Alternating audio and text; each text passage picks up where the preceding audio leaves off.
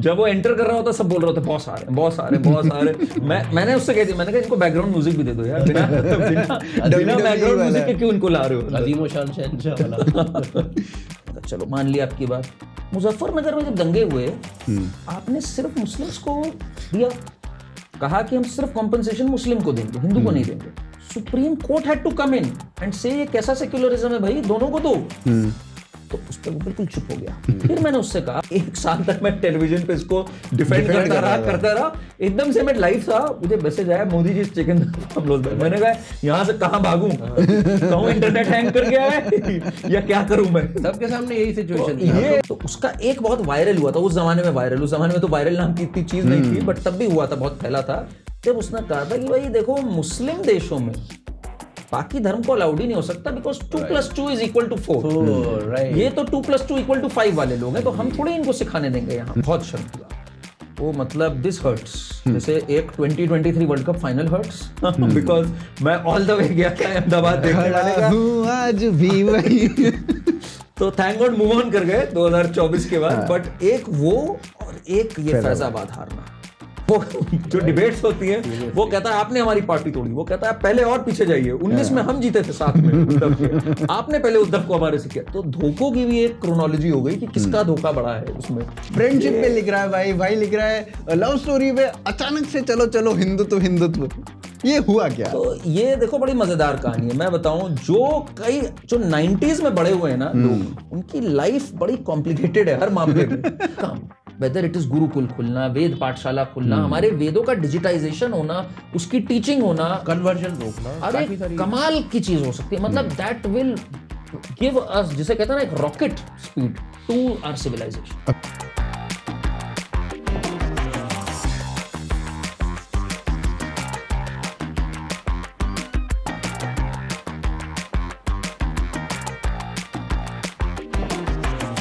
ये बताओ करण भाई, मतलब आपको हम लोग टीवी डिबेट्स वगैरह में तो देखते ही हैं, ठीक है?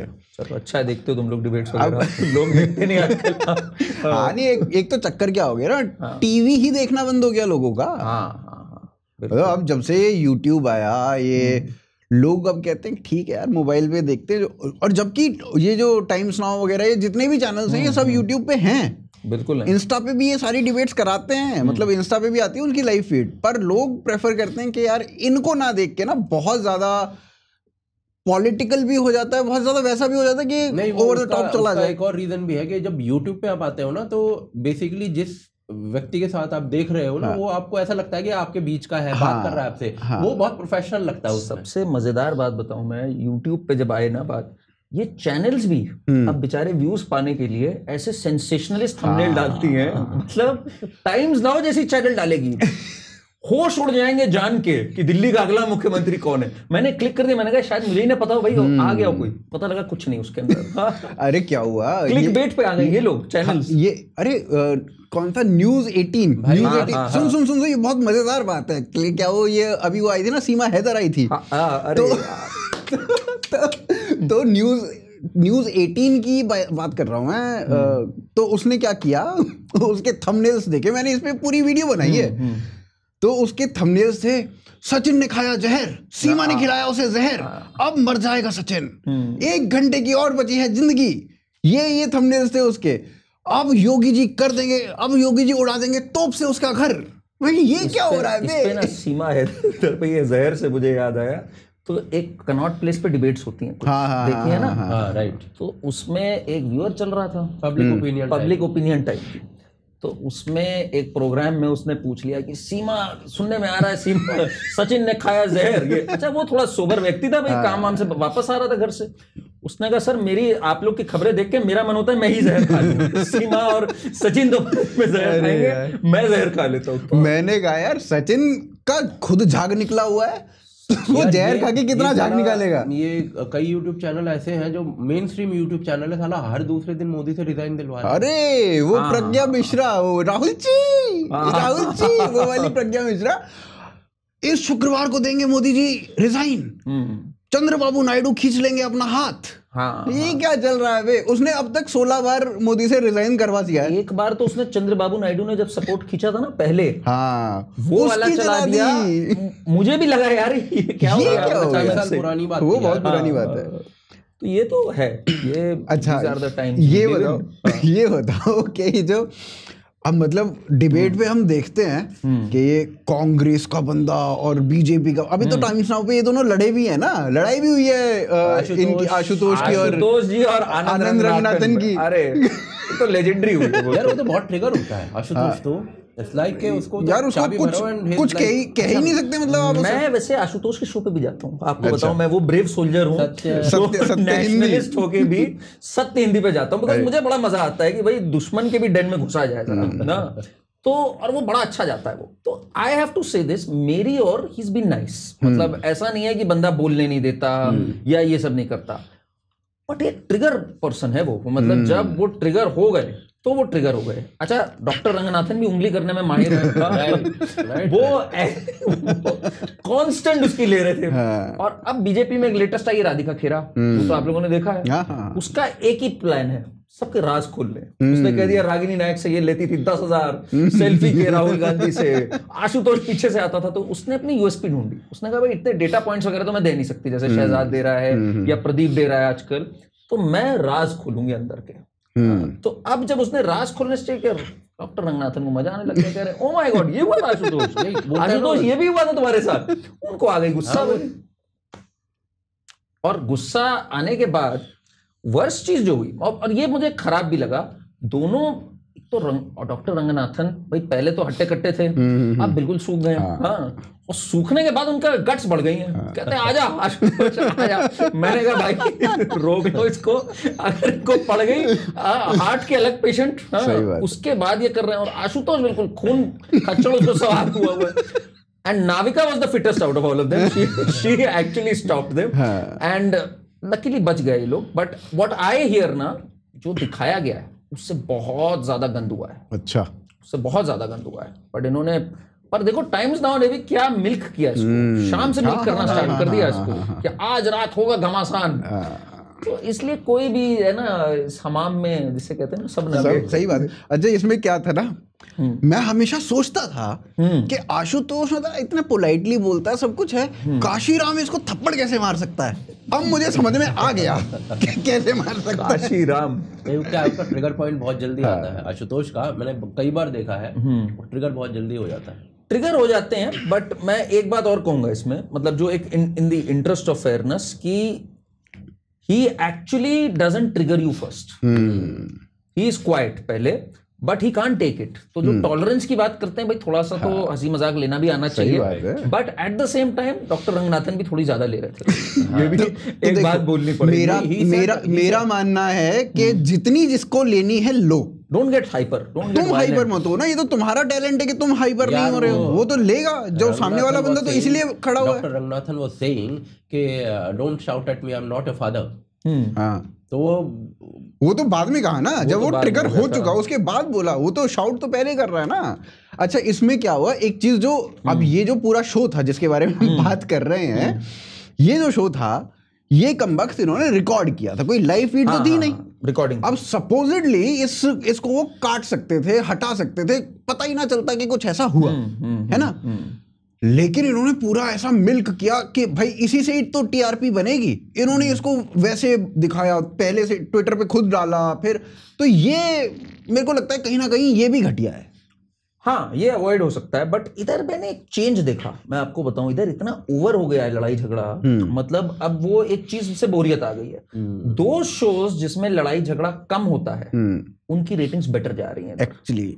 ये लगातार हो रहा है ट्रेंड। ये टाइम्स नाउ में भी मैंने देखा, अब रिपब्लिक का देखो। हाँ, रिपब्लिक अब करना छोड़ चुका है। रिपब्लिक से अब पब्लिक वो आ गई है कि यार ये वही चिल्लाना, वही चीखना, वही वो बोलने नहीं देगा, ऊपर बोलेगा, सर दर्द हो जाती है मेरे जब मैं रिपब्लिक में जाता हूँ। मैं बड़े पॉइंट्स तो बोलता ही नहीं हूँ, मैं सोचता हूँ यार ये बोलने तो देगा नहीं ये बीच ही में कोई टूट पड़ेगा, सबके माइक खुले हुए हैं। तो इसलिए पीपल नाउ ना 10 साल हो गए सब देखते हुए लोगों को। सही बात। तो पीपल आर लाइक यार थोड़ी दो बातें जरा सुन भी ले हम लोग कि वो क्या रहा है। तो that is why the shift to mediums like YouTube, to your platform, to other people, where they are like यार जरा शांति से बात सुने, why do you think podcast चले इधर? सही बात है कि जरा चैन से इस आदमी की बात तो सुने यार, डिबेट में तो मिलता ही नहीं बोलने को। चक्कर क्या हुआ ना, मतलब आपको पर्सपेक्टिव्स जानने हैं। करेक्ट। अब वो पर्सपेक्टिव्स आप कैसे जानोगे जब तक आप पूरी बात सुनोगे ही नहीं। तो वो पूरा बंदा 30 सेकंड मिला। अब जीडी बख्शी आई थिंक गए थे टाइम्स नाउ पे, नहीं अर्नब के शो पे गए थे। अर्नब ने जीडी बख्शी को कह दिया कि बख्शी जी आपको 30 सेकंड देता हूँ। वो हाइपर हो गए इस बात पे कि भाई 30 सेकंड में कैसे कोई बात रख सकता है। इतने कॉम्प्लिकेटेड इश्यूज जो 70 साल से चल रहे हैं 30 सेकंड पीर पंजाल एरिया नहीं समझा पा रहे। मैंने देखा था वो पीर पंजाल एरिया उन्हें समझाना था कि कैसे जम्मू में टेरर इंसिडेंट्स बढ़ गए हैं, कश्मीर में कम हो गए हैं, उसको कह रहे हो 30 सेकंड में समझा दो। तो ये जो इंस्टेंट ग्रेटिफिकेशन वाला जो है ना, ये अब बोर हो गई पब्लिक इससे। बट क्या है ना, यार बंदा 1.5 घंटा ले रहा है। अर्नब के शो पे तो अर्नब ही सारी बातें। हाँ, Arnab is very clear. Arnab के जब रिपब्लिक के इंस्टा पे जाओगे ना तो सिर्फ उसकी फोटोज बनी है लाइन से। वो खुदा है वहां का, ही इज द गॉड, हर तरफ उसी की मूर्ति है, ठीक है। जब वो एंटर कर रहा होता सब बोल रहे होते बहुत सारे बहुत सारे बहुत सारे। मैंने उससे कह दिया, मैंने कहा इनको बैकग्राउंड म्यूजिक भी दे दो यार, बिना बैकग्राउंड म्यूजिक के क्यों इनको ला रहे हो। अजीम शान शहंशाह वाला। तो अर्नब का तो बहुत कल्ट ड्रिवन हो गया है, and he is become a cult also. ये बात है, ओवर द इयर्स वो जगह कोई नहीं ले पाया कभी भी। राइट यार ये बताओ ना, टाइम्स नाउ के टाइम से वो उस पे था जब ये राहुल गांधी का सोच रहे थे कि यार किसके साथ इसका इंटरव्यू कराएं, इसको ओजी ऑफ पॉलिटिक्स बनाना है, तो उन्होंने कहा ओजी ऑफ जर्नलिज्म हम ढूंढते हैं। तो ओजी कौन था उस टाइम पे? It was Arnab. And I have a very good rapport with Arnab. जब भी मतलब ही मीट्स मी, बहुत अच्छे से मिलते हैं, जब भी मिलते हैं तो मैंने उनसे कहा भी, मैंने कहा यार I have literally grown up watching you. 2008 जब 26/11 हुआ, that was Arnab's biggest moment. He covered it non stop for almost 72 hours. बीच में बस जाता था 15-20 मिनट के लिए और चलता रहता था। सही बात है। तो मैंने कहा यार तब I used to listen to you, अब what has happened? And he is just listening and he is probably just hearing, not listening. And बार बार वही चल रहा है। कैसे उसको कहूं भाई काम डाउन करके सबकी बात तो सुनने दो यार। अभी क्या हुआ है ना अर्नब के साथ, जो बीच में 2 साल नहीं हो रहा था, अभी ऑफ लेट मतलब 8-10 दिन से 15-20 दिन से उसने फिर से वो चीज करनी शुरू करी है जो डायरेक्ट इंटरेक्शन वो पब्लिक के साथ कर रहा है। अच्छे इंटरेक्शन हो रहे हैं उसमें, लोगों को चीजें समझ में भी आ रही हैं, उसका पर्सपेक्टिव भी जानने को मिल रहा है। और वो एक्चुअली लोग न्यूज सुनते ही इसलिए कि पर्सपेक्टिव तो जानने को मिले, सारे पक्ष तो जानने को मिले। सारे पक्ष तो है नहीं ना, सिर्फ अर्नब का पक्ष चल रहा है अभी। अभी केवल अर्नब का चल रहा है, which is mind blowing। Arnab has a very distinct voice. उसका जो मोनोलॉग होता है जो शुरुआत में आता है, दैट इज वेरी पावरफुल। उसने कल भी I think there are 10 questions he is asked of the Congress और something, which is brilliant. But here from the other side also ना, एग्जैक्टली भाई पता तो चले कांग्रेस का क्या कहना है, क्यों है ये। मेरी इधर जितनी डिबेट्स हो रही है ना, I ask them a question कि भाई जरा इस पे आपका क्या tag, and they are expose so badly. मैं बताऊं अनुज, इट इज अनबिलीवेबल। एंड उसी में मजा है, एक्सपोज देम बिल्कुल कि भाई ये है, अब आप बोलो इस पे क्या बोलना है आपको। अब जैसे मैं एक एग्जांपल देता हूं, कल का एक बहुत बड़ा मोमेंट हुआ है डिबेट में। कल I was with a Samajwadi party का स्पोक्स पर्सन, बातें कर रहा है, वो कह रहा है हमसे बड़ा कौन सनातनी है, हमसे बड़ा कौन राम भक्त है। मैंने कहा अच्छा भाई बहुत अच्छी बात है। तो मैंने कहा भाई आपने कार सेवकों पे गोली चलाई। उसने कहा अरे वो तो कानून के लिए करी। मैंने कहा चलो भाई मान ली कानून के लिए करी। फिर मुलायम सिंह ने कहा 16 छोड़ो में 30 मरवाने होते हैं, 30 मरवा देते। मैंने कहा इस पे क्या कहना है? अरे वो तो कानून व्यवस्था के लिए हमें करना है। मैंने कहा चलो मान लिया आपकी बात। मुजफ्फरनगर में जब दंगे हुए, आपने सिर्फ मुस्लिम्स को दिया, कहा कि हम सिर्फ कॉम्पनसेशन मुस्लिम को देंगे, हिंदू को नहीं देंगे। Supreme Court had to come in and say ये कैसा सेक्युलरिज्म है भाई, दोनों को दो। तो उस पर वो बिल्कुल चुप हो गया। फिर मैंने उससे कहा कि आप दलित्स और ये सब आजकल कास्ट की कर रहे हो। 2012 में समाजवादी पार्टी ने दलित्स का जो प्रमोशन हुआ था मायावती के टाइम पे, उनको वापस डिमोट करके कहा दिस इज रॉन्ग। मैंने कहा इस पे क्या कहना? ही admitted on camera and it's gone viral right now कि हमसे गलती हो गई, वो हमने एक पाप किया। Now this is a moment, this is what we want to hear कि भाई ये गलती थी कि नहीं थी। आप भी बोल रहे हो, हम भी बोल रहे हैं। अगर डिबेट में सब बोल रहे हैं and the audience doesn't get to know कि हुआ क्या एक्चुअली, कंसेंसस पॉइंट क्या है, तो फायदा क्या होगा उसका एक्चुअली? बिल्कुल। तो निकल के नहीं आया ना कुछ, एको चेंबर्स हैं फिर वो। हम बोल रहे हैं हमारे 10 लोग खुश हैं, वो बोल रहे हैं उनके 6 लोग खुश हैं, भाई you have to win over people, and that is where मुझे अमेरिकन पॉलिटिक्स बहुत इंटरेस्टिंग लगती है। उसमें क्या है, they are reaching out to independence, कि भाई हम जीतेंगे तभी जब वहां के कुछ यहाँ आएंगे, अदरवाइज हमारी बेस तो बनी है, हम कुछ ना करें वो तो हमें वोट करेंगे। बिल्कुल।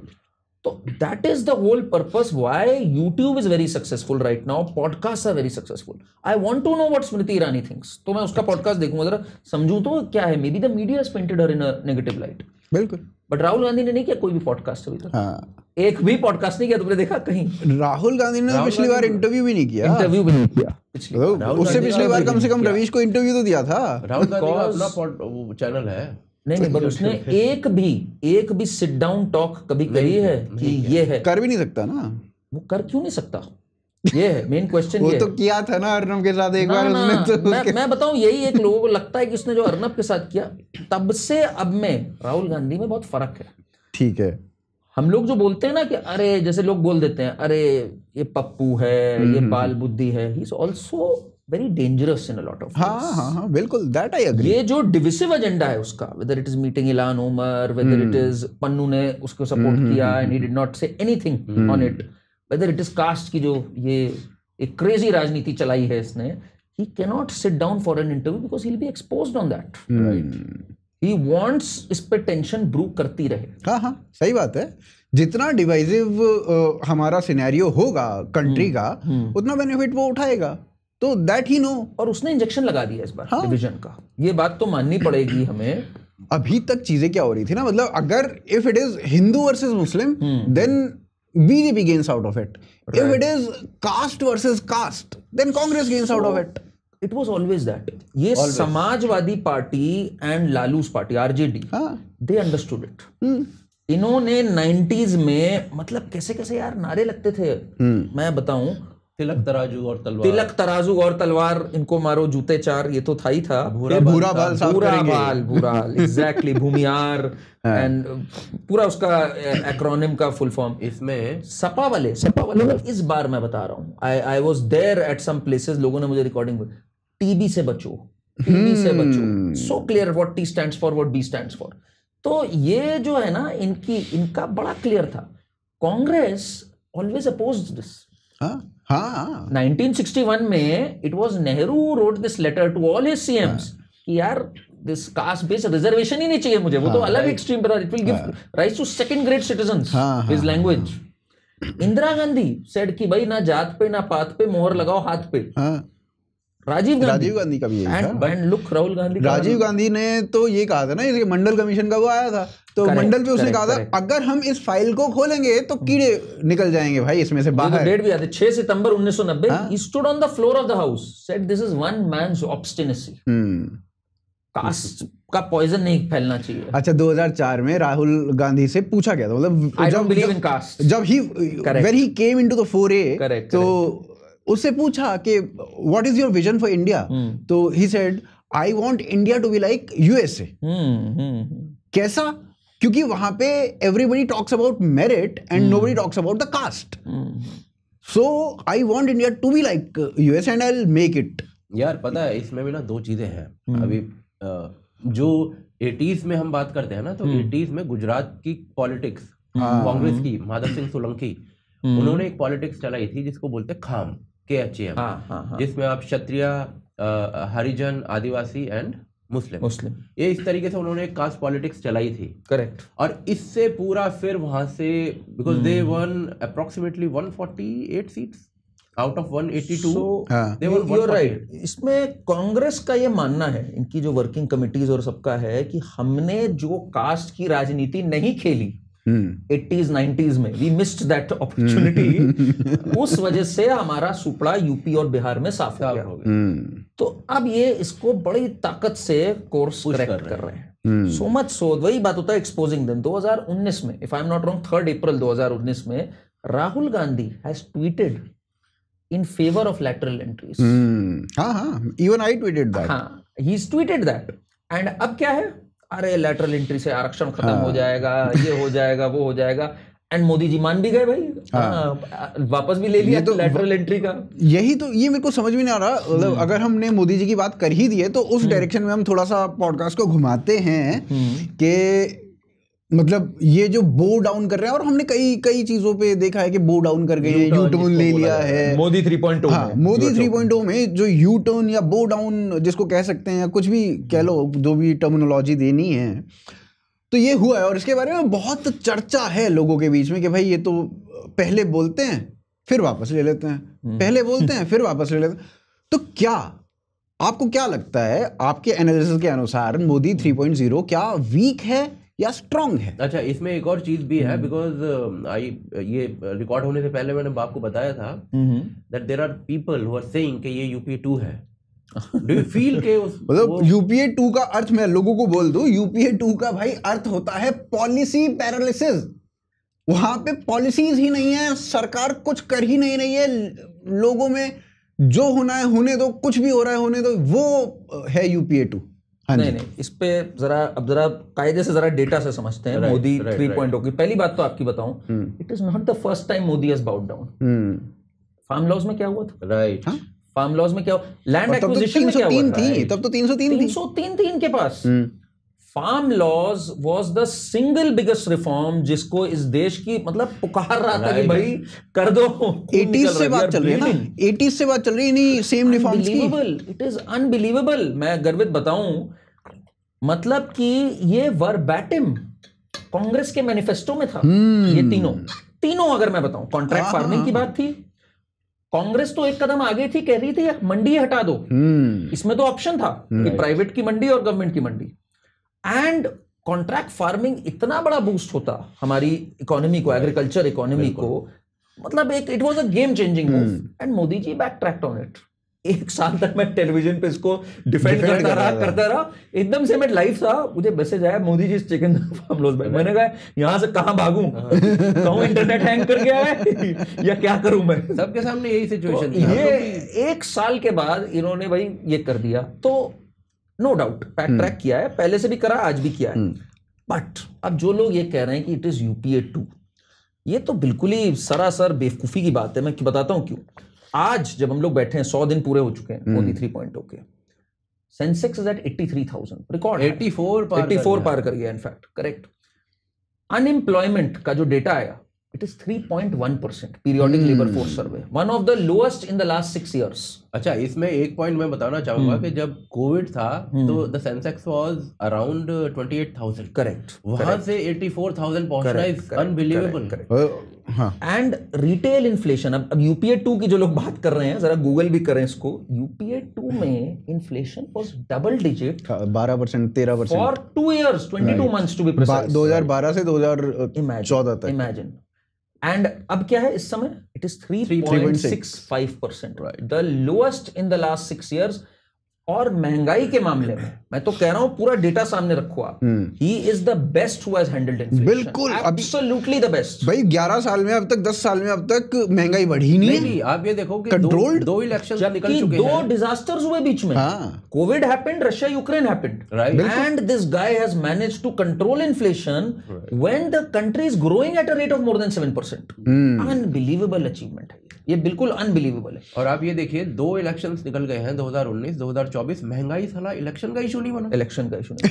फिर आपको मैं अभी की बात बताऊं, मैं अगस्त की, अगस्त के GST collections are record high at 2.1 lakh crore. मतलब हर पैरामीटर जो है इकोनॉमी का वो सॉलिड है आज मोदी 3.0 में। अब मैं बात करता हूं जरा कि इन्होंने इस 100 दिन में क्या क्या किया। एक जो बजट इन्होंने पास किया इस बार, मुझे तो बहुत अच्छा लगा ये बजट। 11.11 लाख करोड़ दिया है इन्होंने इंफ्रास्ट्रक्चर को। It's a huge investment. मतलब it is not only going to be a job multiplier. और उस 11 लाख करोड़ सिर्फ एलोकेट नहीं, उसमें से 3 लाख करोड़ के प्रोजेक्ट्स इन्होंने ग्रीनलिट कर दिए 100 दिन में। मतलब just to understand, 11 lakh Lakhpati didis are added. जो सेल्फ हेल्प ग्रुप्स खुल रहे हैं विलेजेस में, अनबिलीवेबल है ये चीज, मतलब जाके देखने वाली है।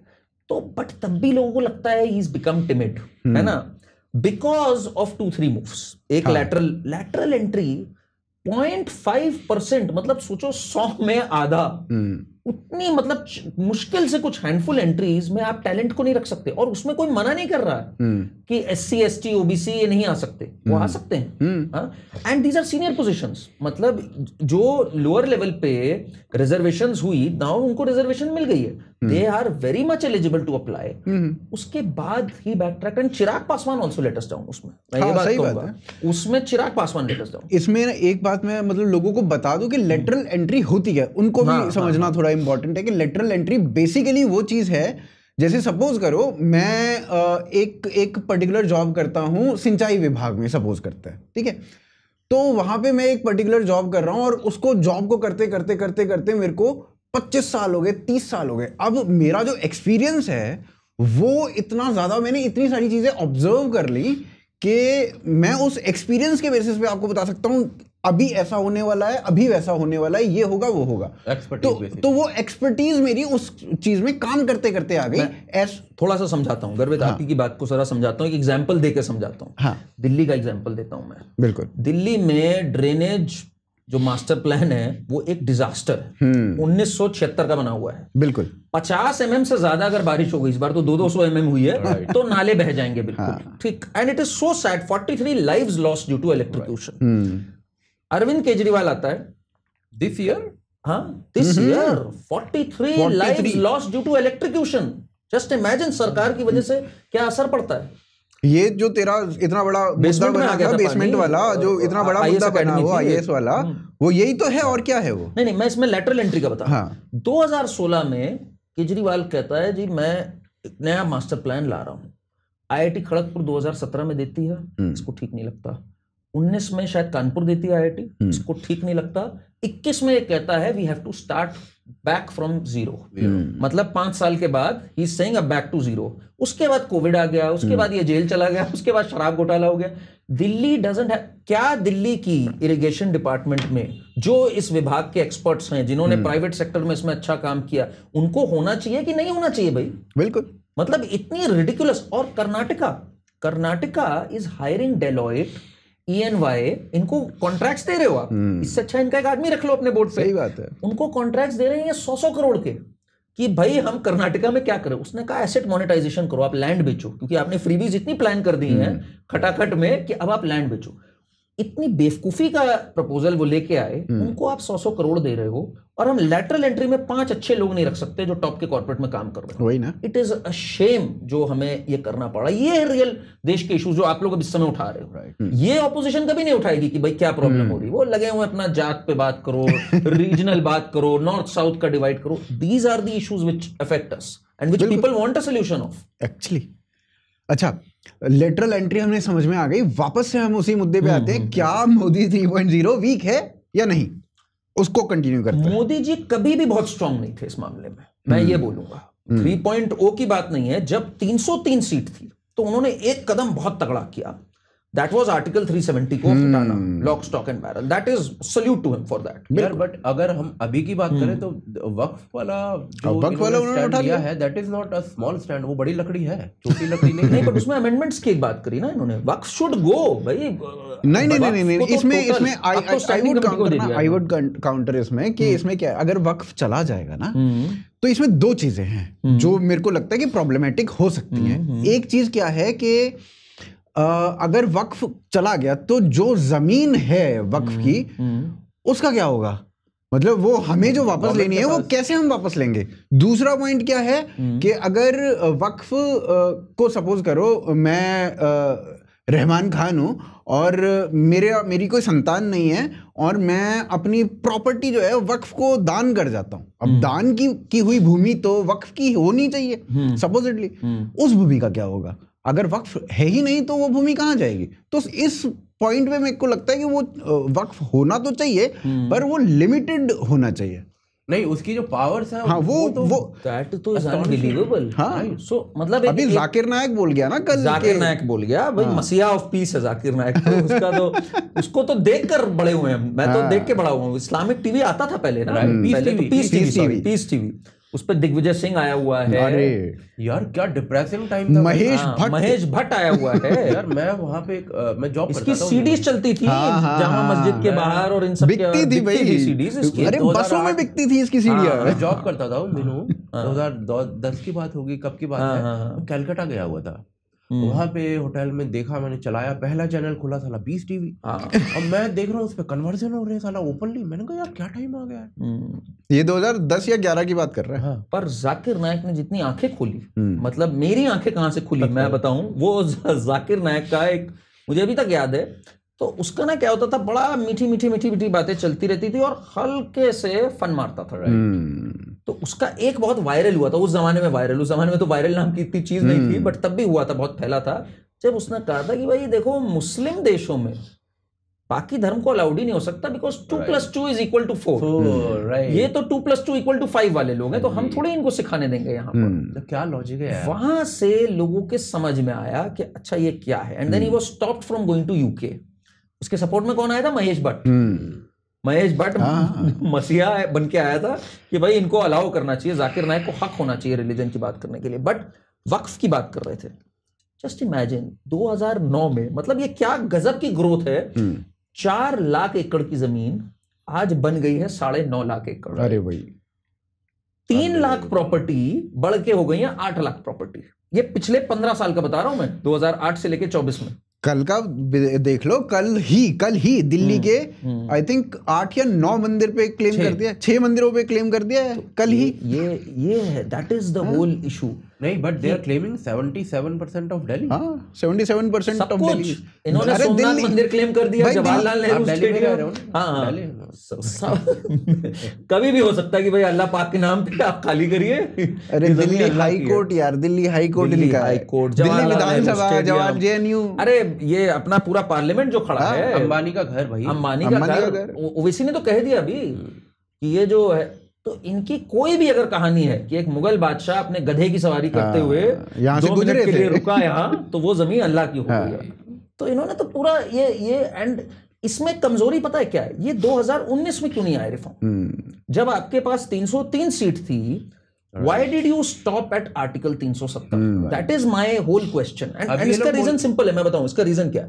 दे थॉट कि भाई अभी ये 2 इश्यूज पे जीतते हैं चुनाव, फिर अगली बार के लिए रखो, सब कुछ दे दोगे पब्लिक को, पब्लिक भूल जाएगी। हमारी पब्लिक ऐसी है ना, इसलिए जरा 2-3 अगली बार में इनकी 240 आ गई। बट यार ये भी देखो ना कि आपने अभी 4 महीने पहले राम मंदिर का इशू पूरा इतना बड़ा इनॉग्रेशन हुआ, उसके बाद आप अयोध्या जैसी जगह पर, फैजाबाद जैसी जगह पर यू लॉस्ट द इलेक्शन। बहुत शर्म की बात है वो, मतलब दिस हर्ट्स।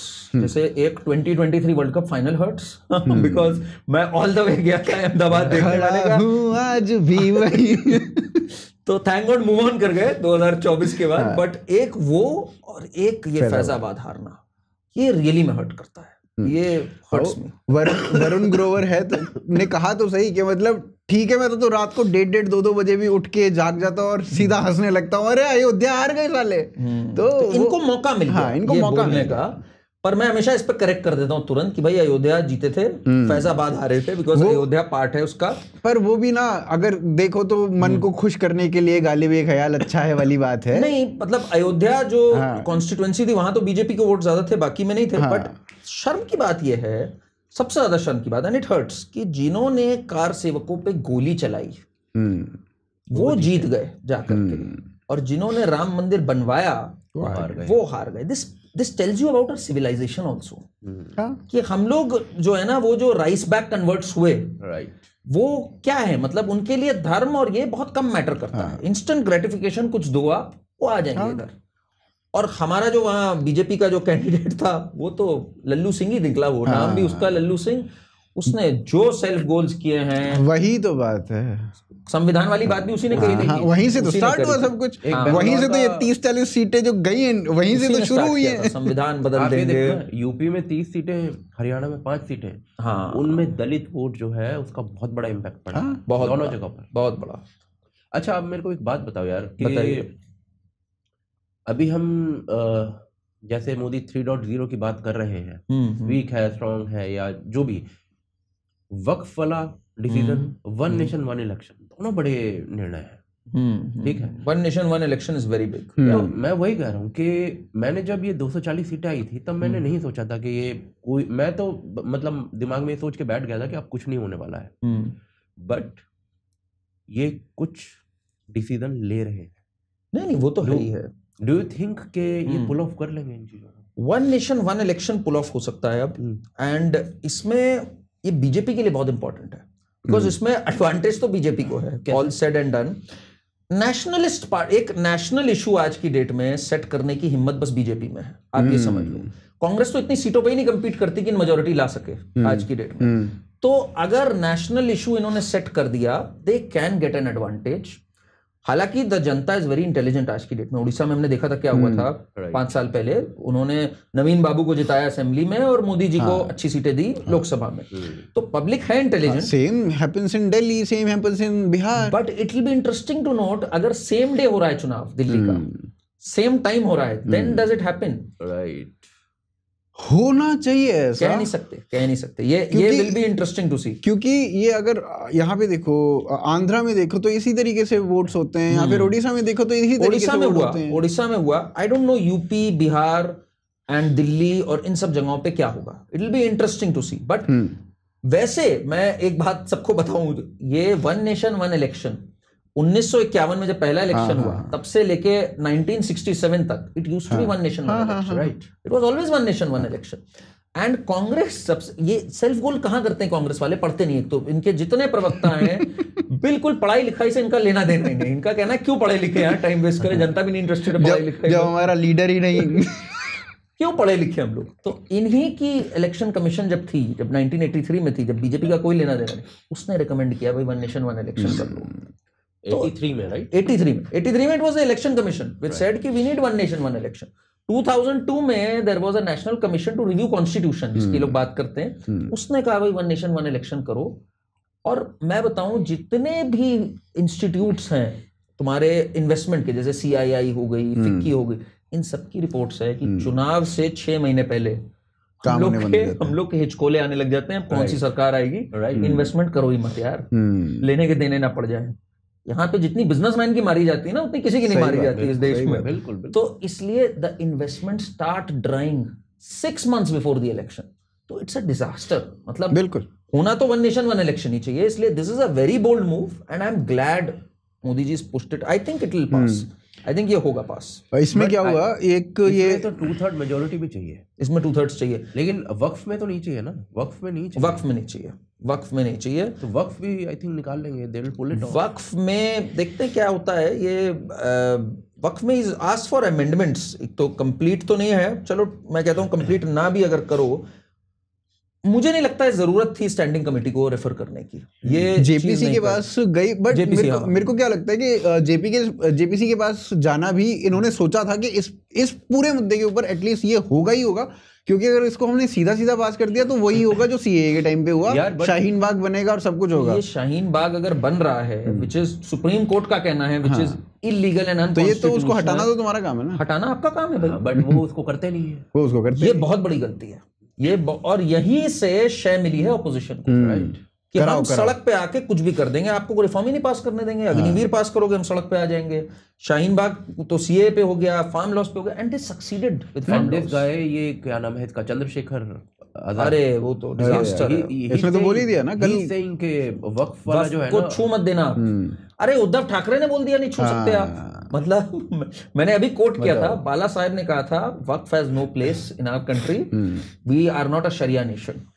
और उद्धव ठाकरे क्या बोल रहे हैं, नोबडी कैन टच वक्फ। वही ना, तो ये उद्धव ठाकरे का भी जो फॉल हुआ है ना, that is an epic fall. ये मतलब ये तो देख के भी मतलब ऐसा लगता है, अरे यार ये क्या हो गया। इतना हिंदू हृदय सम्राट, वही है ना बाला साहब, वो मतलब देख के भी दुख होता है, थोड़ा बहुत दुख होता है। एंड एक जगह नहीं, दसियों जगह उद्धव ठाकरे सावरकर पे मतलब Rahul Gandhi doesn't miss an opportunity to abuse Savarkar.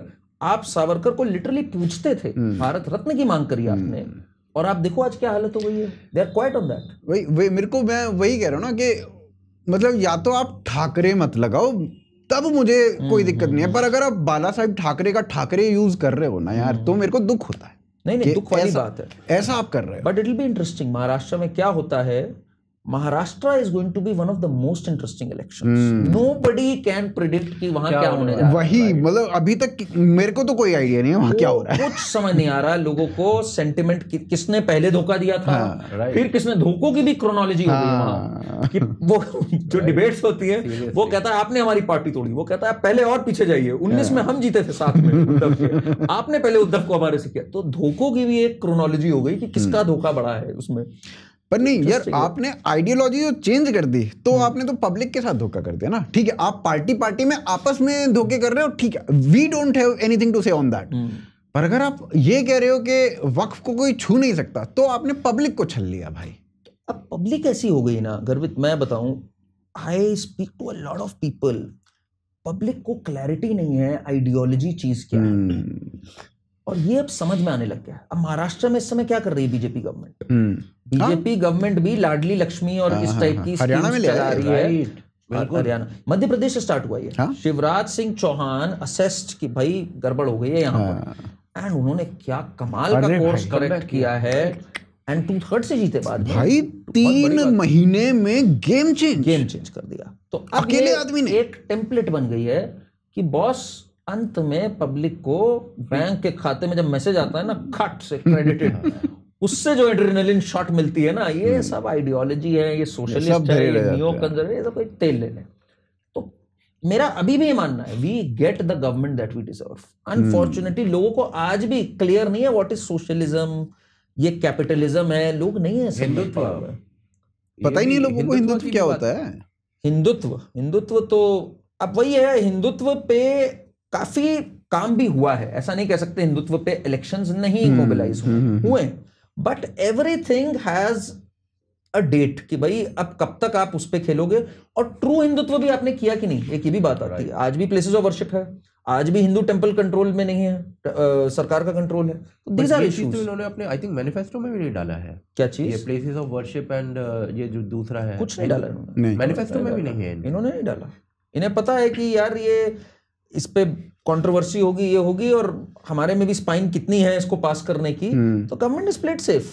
और हिंदू टेंपल्स तो भाई इतना पैसा है, वो अलग बात है कि हम लोग एक प्रसाद में भी बेचारे we are humiliated. But just to give you example, Tirumala Devasthanam जो उनका बोर्ड है, उसका इस साल का budget revenue is 5200 crore. It is richer than आपका इन्फोसिस एंड विप्रो। मतलब इस लेवल का रेवेन्यू है। अगर इसकी स्टॉक मार्केट पे इसका लिस्ट हो जाए तो इसकी नेट मार्केट वैल्यू लाखों करोड़ में है। एंड वहां पे जो एक प्रसादम आ रहा है उस पे आपका कोई कंट्रोल नहीं है। That is not under your control, that is under control of some crypto Christian और सम एथीस्ट और हुएवर, एंड उसमें there is beef, there is animal fat. I mean this is ridiculous. इससे पता लगता है people कितने जागरूक हैं। They are like it's okay, जो है फिर देखा जाएगा। नहीं मतलब वही यार, मेरे को ना मतलब कल भी हम यही बात कर रहे थे, मेरे को जो सबसे ज्यादा दुख हुआ, ठीक है मतलब आपने लोगों के साथ जो किया वो तो हुआ ही हुआ।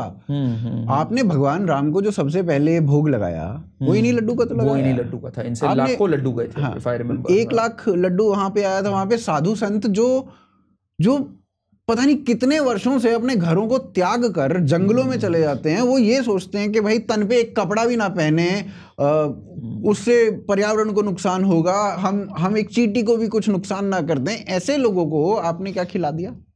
मतलब सोचने वाली बात है। वो मेरा जी दुखी था। तब भी शांत थे लोग, अगर देखो। मतलब इससे ज्यादा लोगों में आक्रोश होता था आज से 200 साल पहले। 1857 की पूरी जंग ही इस बात पे हो गई जब कार्ट्रिज राइफल में पाया गया बीफ। बिल्कुल। आज लोग, people have moved on, people have totally moved on कि यार ठीक है, हो गया, अब क्या कर सकते हैं। दैट इज द प्रॉब्लम कि अब हमारी सिविलाइजेशन इस मामले में थोड़ी सी जरूर जागी। मोदी जी को भी क्रेडिट जाता है, बीजेपी आरएसएस को जाता है, बट इतनी अभी भी नहीं जागी है। अभी भी दे विल वे कि भाई कौन बैग ऑफ राइस दे रहा है, कौन हमारे को अनाज दे रहा है, क्या हो रहा है। दैट इज व्हाट मैटर्स कर रहा है। कौन इस टाइप की जो फ्री की पॉलिटिक्स है वही। ये बताओ करण भाई, हाँ जी, मतलब love story of an alchemist, मतलब ये नेशनल बेस्ट सेलर बुक लिखी है भाई ने, ठीक है। लव स्टोरी लिखने के बाद दूसरी बुक है इनकी जैक एंड मास्टर, पहली है जैक एंड मास्टर, पहली है। हाँ, फिर है Dhruv love story of an alchemist. तो ये अ टेल ऑफ फ्रेंडशिप। हाँ, इसके बाद से ये हिंदुत्व, और इस पे कैसे बोलना शुरू कर दिया भाई, ये हुआ क्या? ये मतलब फ्रेंडशिप पे लिख रहा है भाई, भाई लिख रहा है लव स्टोरी पे अचानक से चलो चलो हिंदुत्व हिंदुत्व, ये हुआ क्या? तो ये देखो बड़ी मजेदार कहानी है। मैं बताऊं, जो 90s में बड़े हुए हैं ना लोग, उनकी लाइफ बड़ी कॉम्प्लिकेटेड है हर मामले में। मतलब चाहे it is the age of transition, सब कुछ हमारे सामने आया है, ठीक है ना? नेट भी हमारे सामने, फोन भी हमारे सामने, मिस इन्फॉर्मेशन भी हमारे सामने, सब कुछ हमारे सामने हुआ है। तो आई ग्रू अप इन लखनऊ। अब लखनऊ में बड़ा तहजीब और गंगा जमुनी तहजीब और नवाबों का शहर, और ये सुल्तान थे, ये नवाब अवध थे, ये सब था। प्लस मैं जो स्कूल में गया, ठीक, that was a missionary school, Saint Francis College. वहां पे जो चपरासी और चौकीदार भी होते हैं वो इंग्लिश में बोलते हैं। हिंदी में बोलना ही मतलब समझा जाता है कि भाई हिंदी बोलना पेनल्टी, 100 रुपए की पेनल्टी, इस टाइप का कल्चर रहता है। तो वहां पे कोसों दूर आप मतलब सरस्वती वंदना तो सोच ही नहीं सकते, ठीक, कोसों दूर। पर आप जब ग्रो अप करते हो उस माहौल में, तो आप कभी कभी क्वेश्चन करना स्टार्ट करते हो कि यार सब कुछ क्या वेस्टर्न जो है वही मॉडर्न है? Is everything western really modern? And I think इसका सबसे बड़ा जो चीजें चेंज करनी स्टार्ट करी was with the advent of social media and internet. उस पे जब हमने पढ़ना स्टार्ट किया ना, आई रिमेंबर मैं ऑस्ट्रेलिया गया था। ऑस्ट्रेलिया में मेलबर्न में एक मेडिकल कॉलेज है जहां पर सुश्रुत की प्रतिमा बनी है, एंड उसमें लिखा हुआ है। तो आई वाज सो सरप्राइज्ड कि यार हमें नहीं पता इस बारे में, ऑस्ट्रेलियंस इसकी बात कर रहे हैं। फिर पता लगा यार he used to do surgeries before people knew much about surgery. उस पर एक पूरी किताब है सुश्रुत संहिता। तो मतलब एक जागरूकता आनी स्टार्ट हुई वहां से। कार्ल सेगन देख लो, करेक्ट। एंड इसमें और क्रेडिट गया ना, जब मुझे अभी तक याद है जब 90s में ये शोज आते थे ना, रामायण हो गया था, अरुण गोविल जी आते थे, रामानंद सागर, महाभारत हो गई, ये हो गई, और हम लोग प्रेयर्स पढ़ते थे। तो एक प्रेयर होती थी simple, father, heavenly father, thank you for the day, चाहे किसी भी मजहब के हो, किसी भी धर्म के हो, सब वही प्रेयर्स पढ़ते थे। तो एक लड़के ने एक बार प्रेयर में जय श्री राम बोल दिया था। तो बहुत कुटा होगा भाई। टीचर सब ऑफेंड हो गए, हम लोग भी सब ऐसे देख रहे थे इसने क्या बोल दिया। मतलब हेवनली फादर कहना ठीक है, आई क्वेश्चन यार हेवनली फादर बोल सकते हो, जय श्री राम नहीं बोल सकते, ये चक्कर क्या है? एंड वहां से जब पढ़ना स्टार्ट किया ना, it took years, but years and years में ये बात समझ में आई यार हम लोग को जो इतिहास पढ़ाया गया, जो हमारी स्कूलिंग हुई, उसमें कितने लफड़े थे कि हम सोच भी नहीं सकते। एंड इसमें बॉलीवुड ने बहुत बड़ा रोल प्ले किया, राइट। अकबर, आप सोचो जरा, मैं जब भी डिबेट पे जाता हूं आई ऑलवेज कोट दैट।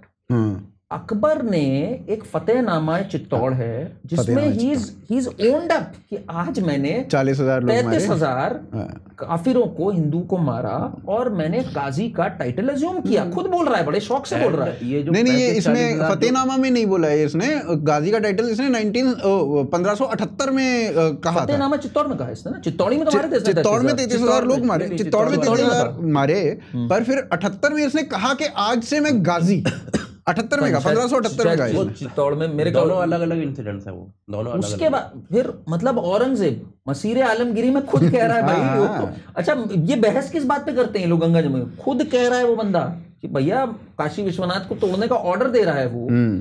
उसके बाद लोग बहस कर रहे हैं, मतलब ये खुद कह रहे हैं कि हम जालिम हैं। आज भी जब कई हिंदू से मैं मिलता हूं जो सो रहे हैं, नहीं यार गंगा जमुनी तहजीब थी। अरे गंगा जमुनी तहजीब जो लेके आया, वर्ड को जिसको मैं अगर कहूं, that was Aurangzeb's brother Dara Shikoh.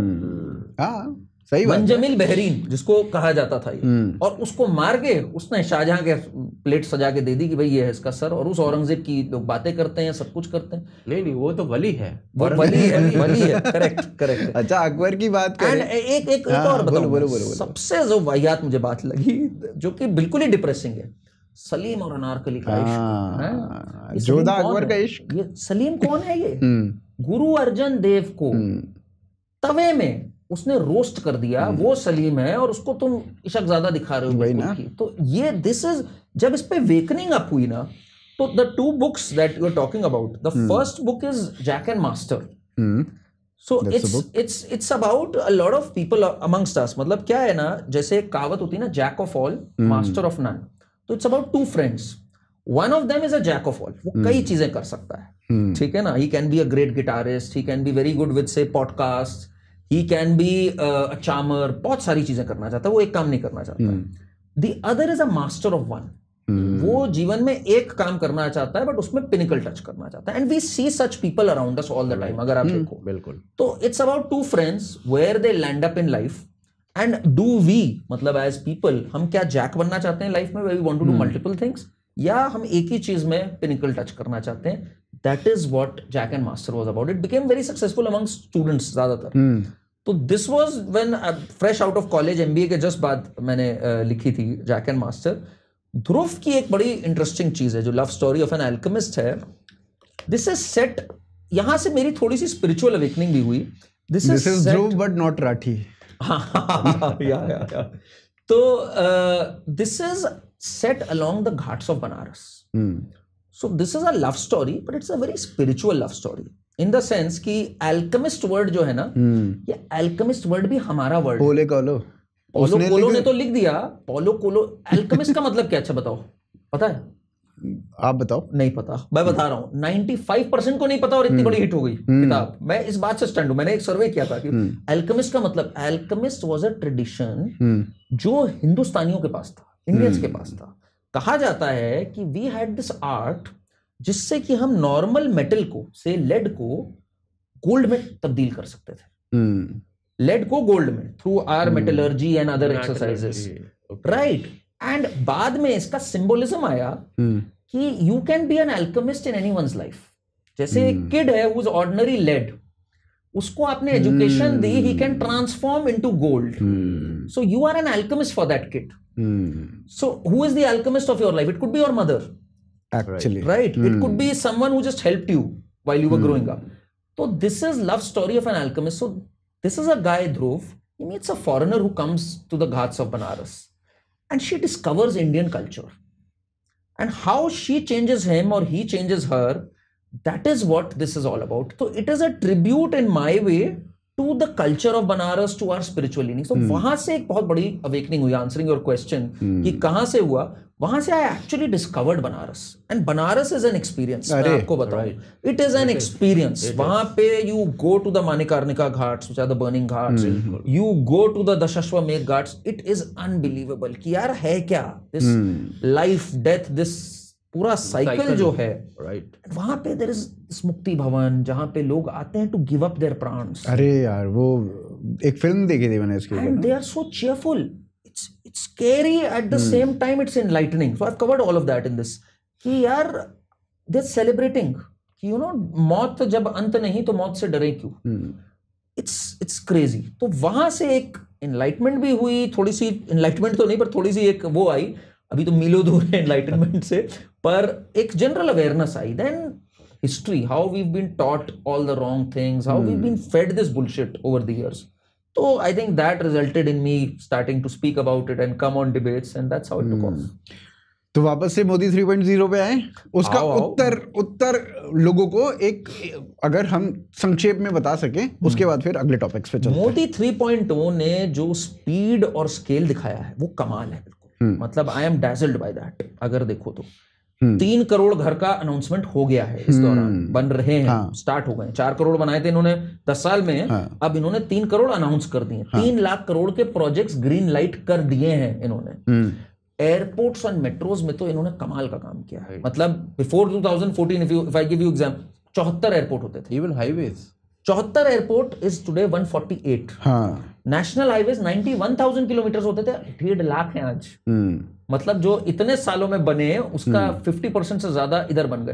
तो उस पे तो ब्रेक नेक स्पीड से इन्होंने काम करना स्टार्ट कर दिया है. तो जॉब्स भी आएंगी, I am pretty sure, because infrastructure पे आप इन्वेस्ट करो, जॉब्स आती ही आती. So I think it is on the right track. One nation one poll is a bold move. Yes, अब बस मलाल ये है 2019 में क्यों नहीं कुछ चीजें करी जब आपके पास 303 था. Otherwise, I still believe he is the best bet to govern this country and he is on the right track. ये मेरा मानना है. अच्छा, इसमें अब एक दूसरा पक्ष आ जाता है भाई कि अगर देश को चलाना है, मतलब देश को चलाने का अर्थ हो जाता है डेवलपमेंट करनी है या कैसे लोगों को साथ लेके चलना है, वो सब चीजें. ठीक है, देश को चलाने के लिए Modi is the best move. कोई दिक्कत ही नहीं है, कोई संशय ही नहीं है किसी के. अब किसी को देखो हेट है वो अलग बात है, उसका तो हेट का इलाज है नहीं, कोई इलाज नहीं है ना. अदरवाइज अगर आप डेटा के ऊपर बात कर लो तो कोई भी डिबेट जीत जाएगा कि मोदी ने क्या क्या किया इस बारे में, ठीक है, इसको साइड। और ये ऐसा नहीं है कि सबके लिए किया, चाहे वो हिंदू है, मुस्लिम है, सिख है, ईसाई, सबके लिए। मुस्लिम के लिए जितना मोदी जी ने किया है उतना किसी ने नहीं किया in terms of scholarship, skill, सब कुछ। बट लोगों को इससे प्रॉब्लम है नहीं, वो ठीक है, वो भी हेट ही हो गया ना। मैं वही कह रहा हूँ, हेट का भी कोई इलाज है नहीं। अब यहाँ पे प्रश्न ये आ जाता है कि ठीक है, अगर कंट्री को चलाना है, डेवलपमेंट करानी है, तो Modi is the best move. But what about Hindutva? क्योंकि अगर हमने देखा जो अटल जी की बात करें तो उन्होंने भी डेवलपमेंट तो अच्छी करी थी और उनको लग ही रहा था कि भाई डेवलपमेंट के बेसिस पे मैं जीत जाऊंगा। लेकिन उन्होंने राम मंदिर के बारे में एक अक्षर अपने पूरे टर्म में नहीं बोला, जिससे लोग चिढ़ गए। लोगों ने बाद में बोला कि भाई ये तो उसके ऊपर जीत गए। इनका जो कैंपेन था, इंडिया शाइनिंग का जो कैंपेन था, वो इंडिया शाइनिंग लोगों के साथ रेजोनेट नहीं किया। बट लोगों को, मेरे हिसाब से लोगों को दिक्कत थी इस बात से भी कि भाई पूरा 5 साल निकल गया, आपने राम मंदिर के बारे में तो एक शब्द नहीं बोला, जबकि आपने ये कहा था कि हम आएंगे तो राम मंदिर लेके आएंगे। बिल्कुल सही। तो हिंदुत्व लोग चाहते हैं, मोदी हिंदू हृदय सम्राट बना के हम आपको लेके आए ना। तो हिंदुत्व के मुद्दों पर आप क्या कर रहे हो? क्या उसमें भी बेस्ट मूव मोदी है या नहीं है? बेस्ट मूव तो मोदी है, बिकॉज बाकी तो हिंदू देखते ही नहीं है। बाकी सबको तो ब्राह्मण, बनिया, ठाकुर, दलित, महादलित, ओबीसी, उसमें भी उनके तो जितने चाहे डिविजन्स कर दें। इसलिए बेस्ट मूव तो ये है, बट इज ही इनफ, ये क्वेश्चन आता है। राइट। आई थिंक अगर आप मुझसे पूछो, article 370 was a great move. Ram Mandir superb move. Lot of people say it came from the courts. मैं एक बात आपको बताऊं, नहीं, एक बहुत इंपॉर्टेंट नगेट, इस पर मैं जब भी जाता हूं मैं बताता जरूर हूं। 2017 में जब योगी जी बने मुख्यमंत्री यूपी के, 70,000 डॉक्यूमेंट्स थे अलग अलग भाषाओं में, हिंदी, फारसी, गुरुमुखी, सब में, जिनका ट्रांसलेशन हो ही नहीं रहा था और कोर्ट में केस आगे नहीं बढ़ रहा था। ना मायावती ने किया, ना अखिलेश ने किया। This had to be done by the UP government, क्योंकि वहां पे था आर्काइव्स में। Yogi did it in 6 months on the insistence of the central government, जिससे ट्रायल हुआ और सुप्रीम कोर्ट का जजमेंट आया 9 नवंबर 2019 को। ये लोगों को पता नहीं है बात, ये बीजेपी का कंट्रीब्यूशन है इस चीज को, बीजेपी की सरकार को जो भी कहो उसका कंट्रीब्यूशन है। तो राम मंदिर में इन्होंने बहुत जबरदस्त किया, ट्रिपल तलाक हटाया, वो भी बहुत बढ़िया काम किया। अब जो सबसे बड़ा मुद्दा है ना, 2 है मेरे से हिसाब से। एक है प्लेसेस ऑफ वर्शिप एक्ट। इस पे ये कब तक बच सकते हैं? बिकॉज ये जनता बहुत नाराज है इस बात से कि क्या हम अपनी प्लेसेस ऑफ वर्शिप जो हमें दिख रहा है, ज्ञानवापी हो गया, कृष्णदेव टेम्पल हो गया आपका मथुरा में, ये हमें दिख रहा है भाई, हमारे हैं, ये हमारे आराध्यों का मंदिर है और सामने दिख रहा है। या तो भाई इन्वेडर्स इतने प्यारे थे कि वो मस्जिद बनाने से पहले नीचे बेसमेंट में जाके मंदिर बनाते थे, ऐसी गंगा जमुनी तहजीब या तो आप बोलो है, क्लियर दिख रहा है वहां पे, और एक लॉ ने इसको रोक रखा है। अब ये कह रहे हैं कि अरे ये अब अंडर जुडिशियल स्क्रूटनी चला गया। ये सब फालतू की बातें हैं, इसको हटा के बाहर फेंको भाई, प्लेसेस ऑफ वर्शिप एक्ट को। प्लेसेस ऑफ वर्शिप एक्ट रखना चाहिए। दूसरा जो सबसे बड़ा मूव है, जो मुझे नहीं लगता हो पाएगा पर मैं चाहता हूं वो, that is you have to free the Hindu temples from government control. बिल्कुल, it is such a big disaster, such a big disaster. मैं तुम्हें एक एग्जांपल देता हूं, डेटा बहुत जरूरी है इसमें। तमिलनाडु में सरकार ने एफिडेविट डाला है मद्रास हाईकोर्ट में कि 12,000 मंदिर ऐसे थे जिनमें इस साल पूजा ही नहीं हो पाई, हमारे पास पूजा के पैसे नहीं थे। 34,000 टेम्पल्स ऐसे थे जिनका साल का रेवेन्यू, साल का बोल रहा हूं, 10,000 रुपए था। तो अब तुम सोचो, और ये लोग बड़ा बोल देते, अरे काशी का कॉरिडोर बना दिया, अरे कावड़ यात्रा वालों को के ऊपर पुष्प वर्षा कर दी। अरे ये सब जो है ना, हिंदू टेम्पल से अगर रेवेन्यू उनके कंट्रोल में आ जाए, उनकी 10 दिन की कमाई के बराबर नहीं। तुम कोई एहसान नहीं कर रहे हो ये करके। बिल्कुल बिल्कुल। तो मतलब 500-700 कॉरिडोर तो ऐसे ही खुल जाए। एंड हमारे सारे काम, वेदर इट इज गुरुकुल खुलना, वेद पाठशाला खुलना, हमारे वेदों का डिजिटाइजेशन होना, उसकी टीचिंग होना, कन्वर्जन रोकना, अरे कमाल की चीज हो सकती है। मतलब दैट विल गिव अस, जिसे कहते हैं ना, एक rocket speed to our civilization. अब क्या हुआ ना, आप देखो दिल्ली में भी देखो या बाकी बहुत सारी जगहों पे भी देखो, तो एसजीपीसी ने अपने स्कूल्स खोल रखे हैं, है ना। एसजीपीसी के बहुत सारे स्कूल्स हैं और वहां पे वो सिक्खी के बारे में चीजें उस तरीके से, चाहे वो पाठ्यक्रम का हिस्सा हो या ना हो, पर वो कुछ बुक्स ऐसी लगा देते हैं या कुछ टीचर्स ऐसे ले आते हैं जहां पे वो सिक्खी के बारे में जानते हैं। बिल्कुल बिल्कुल बिल्कुल।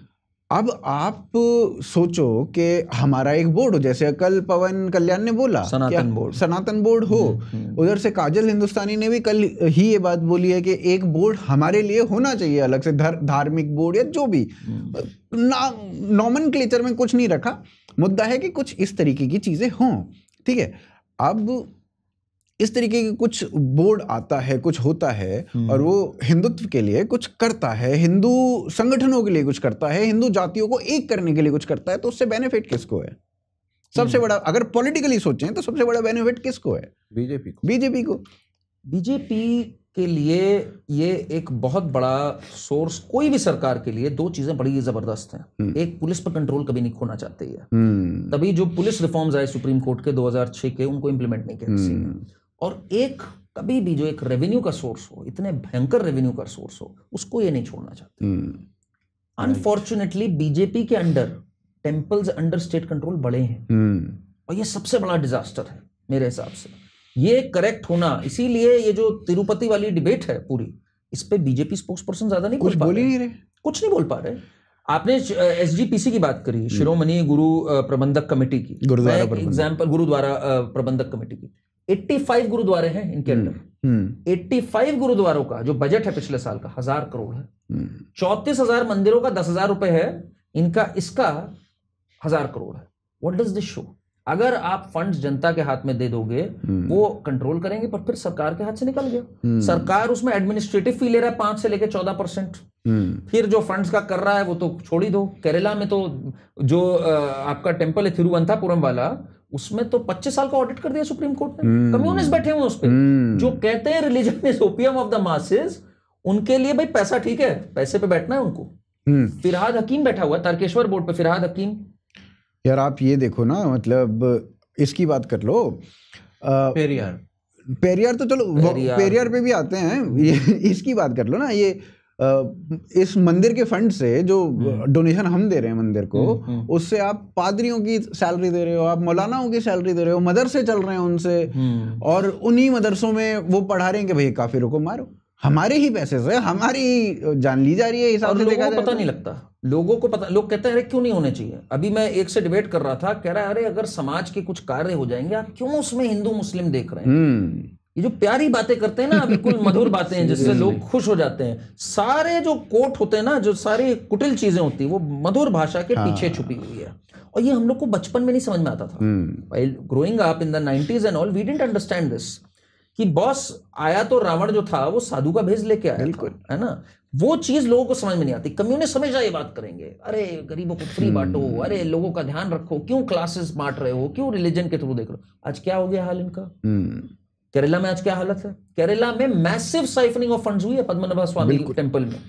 एंड दूसरी बात, ये भाई हिंदूज अपने अफेयर्स नहीं देखेंगे, ये इंसल्ट करने के लिए बाकी धर्मों के लोगों को बिठाया जाता है क्या इसमें? मुझे आज भी याद है, वो रामपुर का कौन एमपी था यार, जो समाजवादी पार्टी का, आजम खान को बना दिया गया था इसका इंचार्ज। जो संगम होना था पूरा अयोध्या में, अयोध्या का जो महाकुंभ के लिए आजम खान इंचार्ज है। वो तो चिढ़ाने के लिए बनाया ना, मतलब और क्या बचा इसमें? आजम खान बना हुआ है उसका। और आज समाजवादी पार्टी, अखिलेश आज बोल रहा है कि वक्फ में नॉन मुस्लिम की एंट्री का क्लॉज क्यों डाला जा रहा है। ये अखिलेश को तो बोलना ही नहीं चाहिए भाई, तूने क्या किया है वो तो देख। उसको पता है ना, उसको पता है कि जनता इतना सोच ही नहीं रही है, जात पे इनको बांट दो, राइट। और मुस्लिम में जात नहीं देखेंगे ये, नहीं। मुस्लिम में अशरफ है, अंसारी है, धोबी है, रंगरेज है, वहां इनको जाति नजर आएगी। 72 फिरके हैं ना, 72 तो फिरके हैं, जात बहुत सारी उसके बाद जातियां हैं, फिरके 72, वहां पे क्लासिफिकेशन, और उसके बाद जातियां, जुलाहे से लेकर every caste is there, dhobi julaha every caste is there. And the biggest hypocrisy, आपके शायद जनता को पता हो ना पता हो, जो मुझे पता लगी, आई वाज शॉक्ड जब पता लगा। एक प्रेसिडेंशियल ऑर्डर आया था 1950 में, व्हिच स्टेटेड कि भाई जो दलित होंगे वो हिंदू ही होंगे। बाद में उसमें इन्होंने सिख और उनको भी ले लिया। ओवैसी और ये सब उसको चैलेंज किए हुए हैं कि हमें दलित की कैटेगरी में रखो। मतलब एक तरफ दलित भी रहना चाहते हो, दूसरी तरफ कह रहे हो आपका इस्लाम में इनविटेशन है क्योंकि भाई यहाँ पे कास्ट नहीं होती, जब ठीक लगे कास्ट, जब ना ठीक लगे कास्ट नहीं। मदर टेरेसा ने वो डाला था, पेटिशन डाला था कि जो दलित्स हैं जिनको अब क्रिश्चियनिटी में अब उनका क्या हुआ, क्रिश्चियनिटी में कन्वर्ट हो गए तो दलित नहीं रहे, अब दलित नहीं रहे तो भाई मदर टेरेसा ने पेटिशन डाला, मतलब पता नहीं मदर टेरेसा को मदर बोलना चाहिए कि नहीं बोलना, ठीक है चलो, तो उसने पिटीशन डाला कि इनका जो दलित स्टेटस है वो ज्यों का त्यों बना रहे। एग्जैक्टली। ये तो देखो, एक तो ये जो रिश्ते जोड़ लेते हैं ना, इनको मदर बना दिया, बापू बना दिया, उनको चाचा बना दिया, ये इन्होंने बहुत लगाई है हमारी। और मैं सबसे बात बोलता हूँ, ये लोग जब बोलते हैं कि आप उनको बापू नहीं मानते, क्या आप उनको चाचा, मैंने कहा भैया मेरा देश मेरी माँ है यार, मैं क्यों किसी को बाप बनाऊं, चाचा बनाऊं? देश के हम बच्चे, किसको हम चाचा और बाप बना देंगे? पहली बात, आप हर बात पे कॉन्स्टिट्यूशन बोलते हो। अगर कॉन्स्टिट्यूशन, मतलब 2012 में एक RTI लगाई गई थी कि क्या Gandhi father of the nation है, तो उस RTI का रिप्लाई था कि फादर ऑफ कॉन्स्टिट्यूशन अलाउ नहीं करता है कि भाई फादर ऑफ द नेशन कोई पोस्ट हो, तो नहीं है, तो कॉन्स्टिट्यूशन के हिसाब से तो नहीं है, तो हम नहीं मानते। ब्रिटिश ने दिया था ये टाइटल। हाँ, ब्रिटिश ने दिया था। Title was given by the British. British Mahatma दिया था वो। अच्छा, महात्मा दिया था, सॉरी, 1937 में। अच्छा, फादर ऑफ द नेशन नहीं दिया, फादर ऑफ द नेशन हम ही ने बना दिया था। Father of the nation I think ये तो जो बोलते हैं वो ये बोलते हैं कि सुभाष चंद्र बोस ने एक बार ऐसे ही बोल दिया था कि हाँ तुम तो राष्ट्रपिता हो, इस तरीके से सुभाष जी ने बोल दिया था। तो उसके बाद से वो ऐसा फेमस कर दिया, बापू बापू। यही है, वो टैग जुड़ गए हैं और कुछ नहीं। ब्रिटिश के टाइम पे ना, जो अब देखते हैं, अब नाउ दैट रेट्रोस्पेक्टिवली देखो, जो 2 बुक्स लिखी नेहरू जी ने, नेहरू जी को तो पहले कमाल के जेल में थे। अभी मेरी बहस हो गई, सुरेंद्र राजपूत है कांग्रेस के, देखें, अरे बाप रे, इतना गंदा बोलते हैं, इतना गंदा बोलते हैं, उनके घर वाले कैसे झेलते हैं मेरे को ये नहीं समझ में आता। नाभा जेल वाला कह रहे हो? नाभा जेल वाला देखा है वो? तो वो एकदम हाइपर हुआ है, ठीक, अरे ये लोग तो माफी मांगने वाले लोग हैं, ये लोग तो माफी मांगने वाले लोग हैं। मैंने कहा भैया, नेहरू जी ने और उनके पिताजी ने माफी मांगी है, अरे ऐसा हो ही नहीं सकता, ऐसा हो ही नहीं सकता, चीखे जा रहा, चिल्लाया। फिर मैंने उसको पढ़ दिया, मैंने उसकी किताब निकाली, पेज 116, मैंने उसको पढ़ दिया। वो इतना तगड़े से चुप हुआ है, उसके बाद सुरेंद्र ने नजरें ही नहीं मिलाई 2 घंटे। मैंने देखा वो इंटरव्यू, वो डिबेट देखी थी मैंने, वो तो क्लिप भी काफी वायरल हो रही थी, वो डिबेट देखी थी। इनकी यही है, ये हम लोग को जागरूकता होनी चाहिए कि यार क्या क्या हुआ है पहले। अब नेहरू ने जो अपनी लिखी है डिस्कवरी ऑफ इंडिया, उसके अंदर बाबर की तारीफें लिखी हुई है, और बाबर खुद लिख रहा है कि भाई मैं जो हूँ, काफिरों को मारा मैंने ऐसे ऐसे किया। उसको उसमें आर्ट लवर, महमूद गजनी में भी कह रहा है आर्ट लवर था वो। हाँ, ये क्या मतलब पागलपन है ये? अरे बहुत आर्टिस्टिक तरीके से लोगों को मारता था। हाँ, सोचो, तो मतलब यहाँ पे पहले जब तलवार घोपता था तो हार्ट बनाता था, उसके बाद यही उसका मतलब हो सकता है। और बाकी I mean the fact is, और इस पे बहुत बड़ी कॉन्स्पिरेसी है। जब अगर आप पढ़ो ना, how our history was written, तो there was this person RC Majumdar. Thank God for him, अगर नहीं तो हम लोग को ये हिस्ट्री पता ही ना लगती। RC Majumdar was heading the committee to write the history of this country. बिल्कुल। एंड देन नेहरू सेड कि यार ये जो है ना, ये कुछ ज्यादा हो जा रहा है यार, इसको किसी तरह रोको। इंदिरा सेड। इंदिरा, नो नेहरू, बिल्कुल। आई एम गोइंग टू, जब आफ्टर 51 जब हिस्ट्री लिखनी थी, he was removed from the council by the first education minister, which was Maulana Azad मक्का से। अब आप योगी के ऊपर तो आप कहते हो कि एक मठाधीश ऐसे नहीं हो सकता। ये तो स्कूल ही नहीं गए कभी। हाँ, स्कूल नहीं, मक्का से आप बुला के लेके एजुकेशन मिनिस्टर है, बताओ। उसके बाद जो हिस्ट्री लिखी गई, कहा गया we have to promote amity and peace, and thank God for RC Majumdar, he kept writing, he kept fighting. He said कि यार ये व्यू पॉइंट बचना है, नहीं तो क्या बचेगा फिर। सही बात है ना। फर्स्ट अमेंडमेंट भी ले आए थे नेहरू, तो फ्रीडम ऑफ स्पीच पे भी कर्टेल कर दिया, ऑर्गेनाइजर को बैन कर दिया। मतलब नेहरू वाज ऑल सेट कि ये कभी पता ही ना चले कि हिस्ट्री हमारी थी क्या। But for RSS, but for RC Majumdar, ये चीजें सामने आई। एंड इसका जो सबसे बड़ा मोमेंट हुआ ना, मेरे हिसाब से, ये भी लोगों को पता नहीं है इतना, अयोध्या मंदिर का जब सुनवाई चल रही थी कोर्ट में, तो ये जितनी पूरी मंडली है, रोमिला थापड़, इरफान हबीब, इन सबको बुलाया गया था कि भाई आपने इतना कुछ कहा है, जरा आप बताइए, इस पे कोर्ट में आकर बताइए। They did not turn up. इन्होंने कहा हमें लैंग्वेज नहीं आती, हाँ हमें आर्कियोलॉजी नहीं आती, और दुनिया भर का ज्ञान इन लोगों ने दे करके बरगलाए रखा। इतना बड़ा मोए मोए मोमेंट है ना ये इनका, इस पे कायदे से बहुत बात होनी चाहिए, होती नहीं इतनी बात। सही बात है। दे टोटली, ये जितने थे इन सब ने हाथ टेक के कहा भैया हमें आना ही नहीं है शर्मिंदगी फेस करने। And people don't know about it, how these leftist historians. अभी मैं देख रहा था ये, फिर अभी भी अरुंधति रॉय, उसने भी इंटरव्यू दिया है, बाल्कनाइजेशन ऑफ इंडिया, मतलब ये इंडिया को तोड़ रही है कब से। जब मैं छोटा था तब अरुंधति रॉय करण थापर को ही इंटरव्यू दे रही थी, और तब भी बाल्कनाइजेशन ऑफ इंडिया, इंडिया टूटने वाला है, it is at the boiling point. उसके बाद फिर मैं थोड़ा सा और बड़ा हुआ मैंने उसी करण थापर के साथ उसी अरुंधति रॉय को देखा, और उसने फिर से वही बोला, India is at a boiling point, ये नक्सल में ऐसा हो रहा है, यहाँ पे वो कर रहे हैं, वहां पे ये कर रहे हैं, it is on the verge of breaking down. अब मैं इतना बड़ा हो गया और वही अरुंधति रॉय और वही करण थापर सेम बात बोल रहे हैं, बैल्कनाइजेशन हो रहा है, ब्रेकिंग पॉइंट है, टूटने वाला है देश। और कमाल की बात क्या है, इन तीनों फेजेस में करण थापर उतना ही शॉक्ड होता है, हैं? अच्छा टूटने वाला है, ओ जैसे मुझे तो पता ही नहीं था, कब से तेरे को ये बताया जा रही है टूटने वाला है टूटने वाला है, और तू उतना ही शॉक्ड है हर बार। डिम विटेड तो है ना करण थापर, उसको समझ नहीं आ रहा, उसको बार बार वो बता रही है, उसका बल भी नहीं जल रहा है। बट अरुंधति रॉय की जो सबसे शॉकिंग स्टेटमेंट थी, जो मैं कभी भूल नहीं सकता, उसने नक्सलाइट्स, माओइस्ट को, राइट, क्या वर्ड बोला था, गांधीयंस विद गन्स। मतलब कमाल है यार, तुमने जब ठीक लगा अहिंसा, गांधीयंस विद गन्स। तो ये यहां से ये एक्सपोज होते चले गए, थैंक गॉड हो गए एक्सपोज। मैं तो ये कहता हूँ यार, इसने अरुंधति, मेरे को याद है 2002 की बात है ये, अरुंधति रॉय ने ना एक उस टाइम पे कोई मैगजीन चलती थी या न्यूज़पेपर था, उसमें एक आर्टिकल लिखा था। अब वो आर्टिकल पता है क्या था? आर्टिकल में उसने लिखा कि मेरे पास कल एक मेरी मित्र का फोन आया गुजरात से, वो मुस्लिम है और वो रोए जा रही थी। पहले तो 15 मिनट मुझे लगे उसके साथ बात करने में, उसको काम डाउन करने में, फिर 15 मिनट के बाद उसने मुझे बोलना शुरू किया और उसने बताया कि मेरी बहन है या मेरी दोस्त है कोई, उसका नाम ये है, उसको लोग मारने आए, 15-20 लोग उसके घर में घुस गए, उसको मारा, उसका पेट ऐसे काट दिया और पेट में कोयला, जलता हुआ कोयला भर दिया, जलते हुए कोयले से वो मर गई। फिर उसके बाद जब वो मर गई तो उसके माथे पे ओम लिख दिया, मरने के बाद उसके माथे पे ओम लिख दिया। फिर उसके बाद पुलिस के पास एक बीजेपी का नेता पहुंच गया कि भाई साहब ये तो ये कहानी छपी है यहाँ पे, क्या कर रहे हो आप लोग, देखो। पुलिस ढूंढ बचा रही कि ऐसी कौन सी वारदात हो गई, ढूंढते।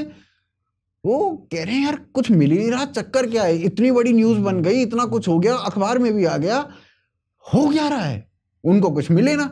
अब उन्होंने, पुलिस वालों ने कर दिया अरुंधति रॉय को फोन कि मैडम आपने ये जो लिखा है ये कहाँ है, हम उनको इंसाफ दिलाएंगे।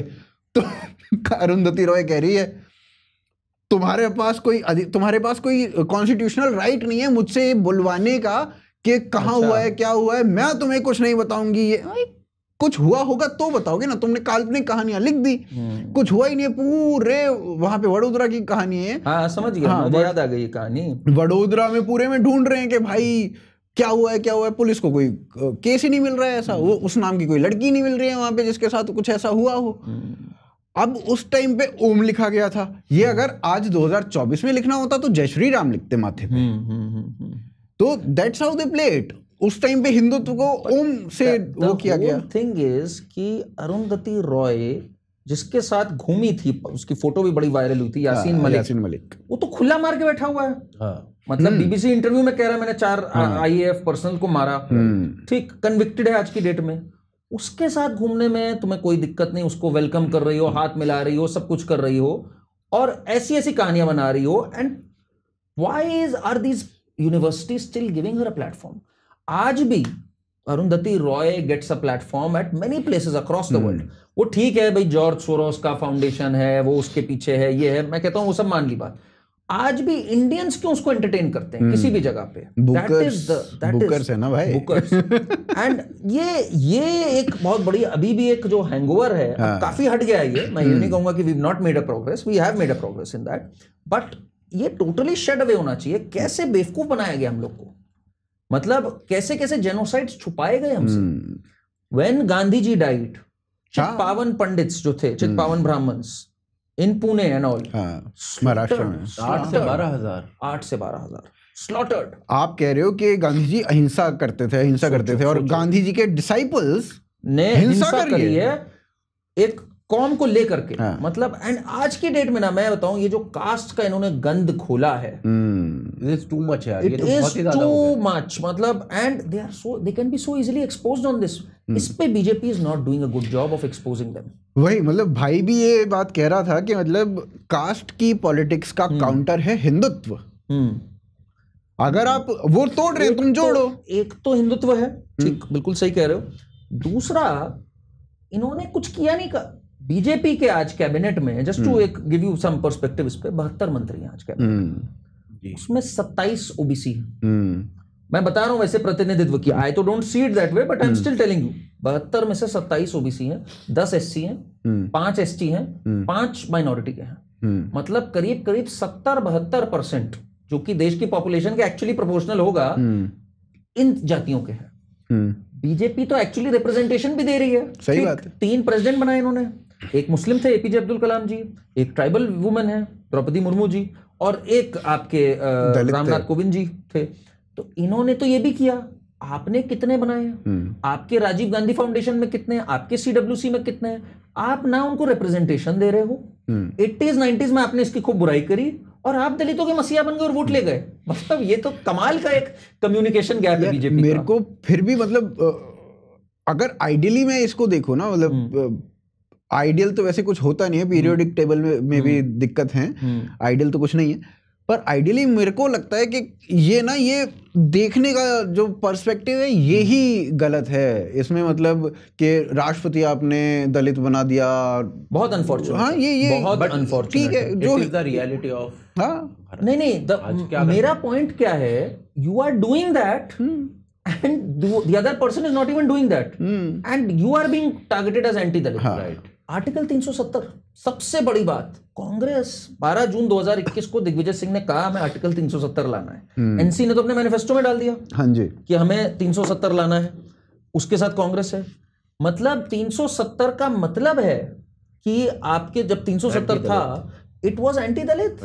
अट्रोसिटीज अगेंस्ट दलित्स 89 एक्ट नहीं एप्लीकेबल हो सकता था। पहाड़ीज को रिजर्वेशन नहीं, वाल्मीकि समाज को रिजर्वेशन नहीं। सो मेनी पीपल जो पीएचडीज तक थे, they were forced to work as safai karmachari. बिल्कुल। मतलब इतना एंटी दलित मूव की बात जो कर रहा है, जनता को पता ही नहीं है कि 370 और 35 में ये है। कश्मीर, अच्छा, आपको ये लगता है कि बीजेपी का जो कम्युनिकेशन है वो फेल्ड है इन चीजों में? इधर तो हुआ है कुछ फेल, इधर हुआ है, जबकि they are very good spokespersons. कुछ स्पोक्स पर्सन्स उनके कमाल के हैं, बट आई थिंक जो नीचे के लेवल पे बूथ कार्यकर्ता और ये हैं, उनका कहीं ना कहीं डिसएंचेंटमेंट हो गया बीजेपी से। ये आपका फार्मर्स लॉ जो थे, हाँ, 3 फार्म लॉज आए थे, इसमें भी वो कम्युनिकेशन गैप दिखता था। इसमें एक तो मैं बताऊं, आरएसएस का जो इन्फ्लुएंस रहा है बीजेपी पे, वो कम हो गया इधर। ये पक्का है। इस चीज में, हर मामले में। Today RSS is not that much consulted and doesn't have that strong a grip on BJP as it had a few years back. और ये फैक्ट है। नड्डा जी ने तो एक स्टेटमेंट ही दे दी जो कि केयरलेस स्टेटमेंट थी, बट ये एक फैक्ट है। इस वजह से भी आरएसएस एक बहुत फोर्स मल्टीप्लायर है, बिकॉज आरएसएस के लोग भाई जीते ही आइडियोलॉजी के लिए, बिल्कुल, और वो सड़क सड़क घर घर जाते हैं। आपको कितने लोग मिले इस बार 2024 के चुनाव में? कोई आया आरएसएस वाला? देखो, मैं हमेशा की बात कर रहा हूँ, जब से मैंने देखना शुरू किया है चुनावों को, जब मैं छोटा सा था, तो यहाँ पे पीछे वाली लाइन में एक आरएसएस के अंकल जी हैं, वो रहते हैं, कई कार्यकर्ता हैं, ठीक है, कई कार्यकर्ता हैं यहाँ पे।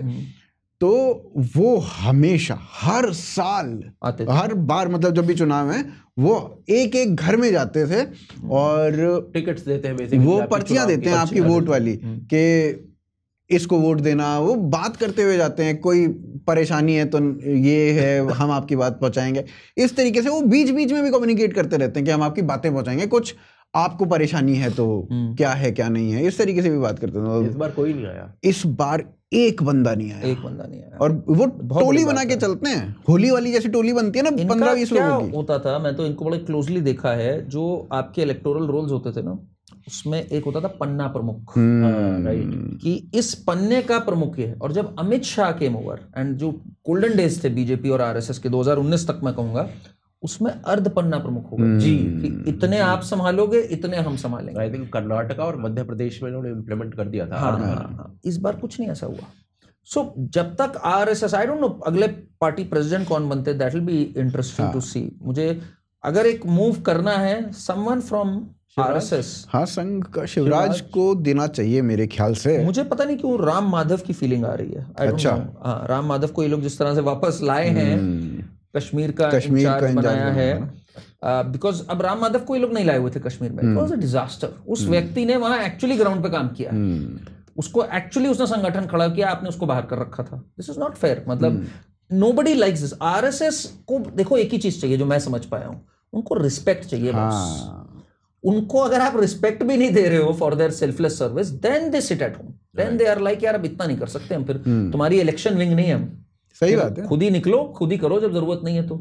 आई think that is where ideology जो बीजेपी की है वो लास्ट माइल तक जाने में दिक्कत आ रही है। हाँ, अभी इसमें क्या हो ना, जो 24 में अभी इलेक्शंस में जो हुआ, हमने डिस्कस भी किया था इसके बारे में कि जो कांग्रेस का काडर था वो लोगों के पास जा रहा है कि ये देखो ये रिजर्वेशन खत्म कर देंगे, ये रिजर्वेशन खत्म कर, घर घर में जा रहे हैं, ये रिजर्वेशन खत्म कर देंगे, ये लो फॉर्म भर दो, 8,000 रुपए आपके घर में आना शुरू कर देंगे, आपके बैंक अकाउंट। तो एक एक के घर में जा रहे हैं, फॉर्म भर दो, फॉर्म भर दो, फॉर्म भर दो, 8,000 आपके बैंक अकाउंट में हर महीने आया करेगा, ये फॉर्म भर दो। इस तरीके से उन्होंने, काडर ने घर घर जाके काम किया। भाजपा काडर ने इस तरीके से काम नहीं किया, और ये जो काम करता था ये सपोजिटली आरएसएस का बंदा करता था। आरएसएस काफी करता था। हाँ, अब आरएसएस ने किया नहीं तो दिक्कत हो गई, वो रेजोनेट नहीं हो पाया। देखो ये रिलेशंस वेरी भी करते हैं from state to state. RSS ने मध्य प्रदेश में शिवराज जी की मदद, अरे भाई साहब, वो तो टर्नओवर, तो वो तो चुनाव मतलब केस स्टडी है, because Shivraj ji has maintained a very good relation with RSS. वो तो है ही भाई, मध्य प्रदेश में आरएसएस वैसे भी बहुत स्ट्रांग है, बहुत स्ट्रांग है। आरएसएस के गढ़ एट द मोमेंट आज की तारीख में एमपी है। It is MP actually, it is not even Gujarat, it is MP. MP is the right place जहां पर है। एंड क्या स्वीप मारा इन्होंने असेंबली में, फिर लोकसभा में। तो इसलिए ये अगर आरएसएस को साथ आप नहीं लोगे, अनफॉर्चुनेटली फॉल्ट लाइंस इतनी है यार हर मुल्क में, हमारे में तो बहुत ज्यादा है। नॉर्थ वर्सेस साउथ बांट दो, विकास में बांट दो, सिखों को बांटने आ गए ये। अब राहुल गांधी सिख वर्सेस हिंदू चाह रहे हैं। Is working very hard for this Sikh, जो अभी स्टेटमेंट दी है, सिख कड़ा भी नहीं पहन पाएंगे कि नहीं पहन पाएंगे, पगड़ी भी पहन पाएंगे कि नहीं पहन पाएंगे। What a ridiculous statement to make यार। मतलब ये वो देश है, Punjab is the only state which has a defined blasphemy law, right. इतनी स्पेशल प्रिविलेज है इनको। मतलब गुरु ग्रंथ साहिब जी जब फंस गई थी वहां पर काबुल में, उनको माथे पे लेकर आई ये गवर्नमेंट, लंगर को जीएसटी हटाया, बहुत चीजें करी इन्होंने, बट वो प्रमोट नहीं हो रही टिल द लास्ट माइल। काफी काम किए हैं prime minister Modi, is done a lot for the six. अरे भाई, कमीशन खोली 84 की, 5 लाख रुपए दिए शायद 3,000 विक्टिम्स को, पहली बार कॉम्पनसेशन, पहली बार कन्विक्शंस हुए हैं उसके अंदर। हाँ, कन्विक्शंस भी अभी हुए ना। जलियांवाला बाग का मेमोरियल दोबारा बनाया, करतारपुर कॉरिडोर का ठीक किया, बाल दिवस, वीर साहबजादों के ऑनर में 26 दिसंबर को इसने वीर बाल दिवस मनाना स्टार्ट किया। मतलब जेन्युइन काम किया। एक एक्टिविस्ट है ना, वो सुखी चहल है, क्या नाम है? हाँ, वो भी मिले थे, उन्होंने इस पे पूरी पुस्तक लिखी है। It is unfortunate, but it is unfortunate कि लोगों को ये बात पता नहीं चल रही है। लोगों तक ये बात पहुंचाना बहुत जरूरी है। एंड बीजेपी की भी अगर मैं बात करूं ना, जितने टीम है, I think they need to start communicating. अब वो वाली जो राजनीति है ना, even from spokesperson point of view, कि आए और दूसरे को ब्लास्ट कर दिया और चले गए, सिर्फ वो नहीं है। सही बात। आपका message has to go, you have to expose him peel by peel, कि देखो यार ये है, ये है, ये है। तब जाके ना जनता को भी, अब जनता को वो अब हो गया, डेमोलिशन एक्ट नहीं चल रही हर समय।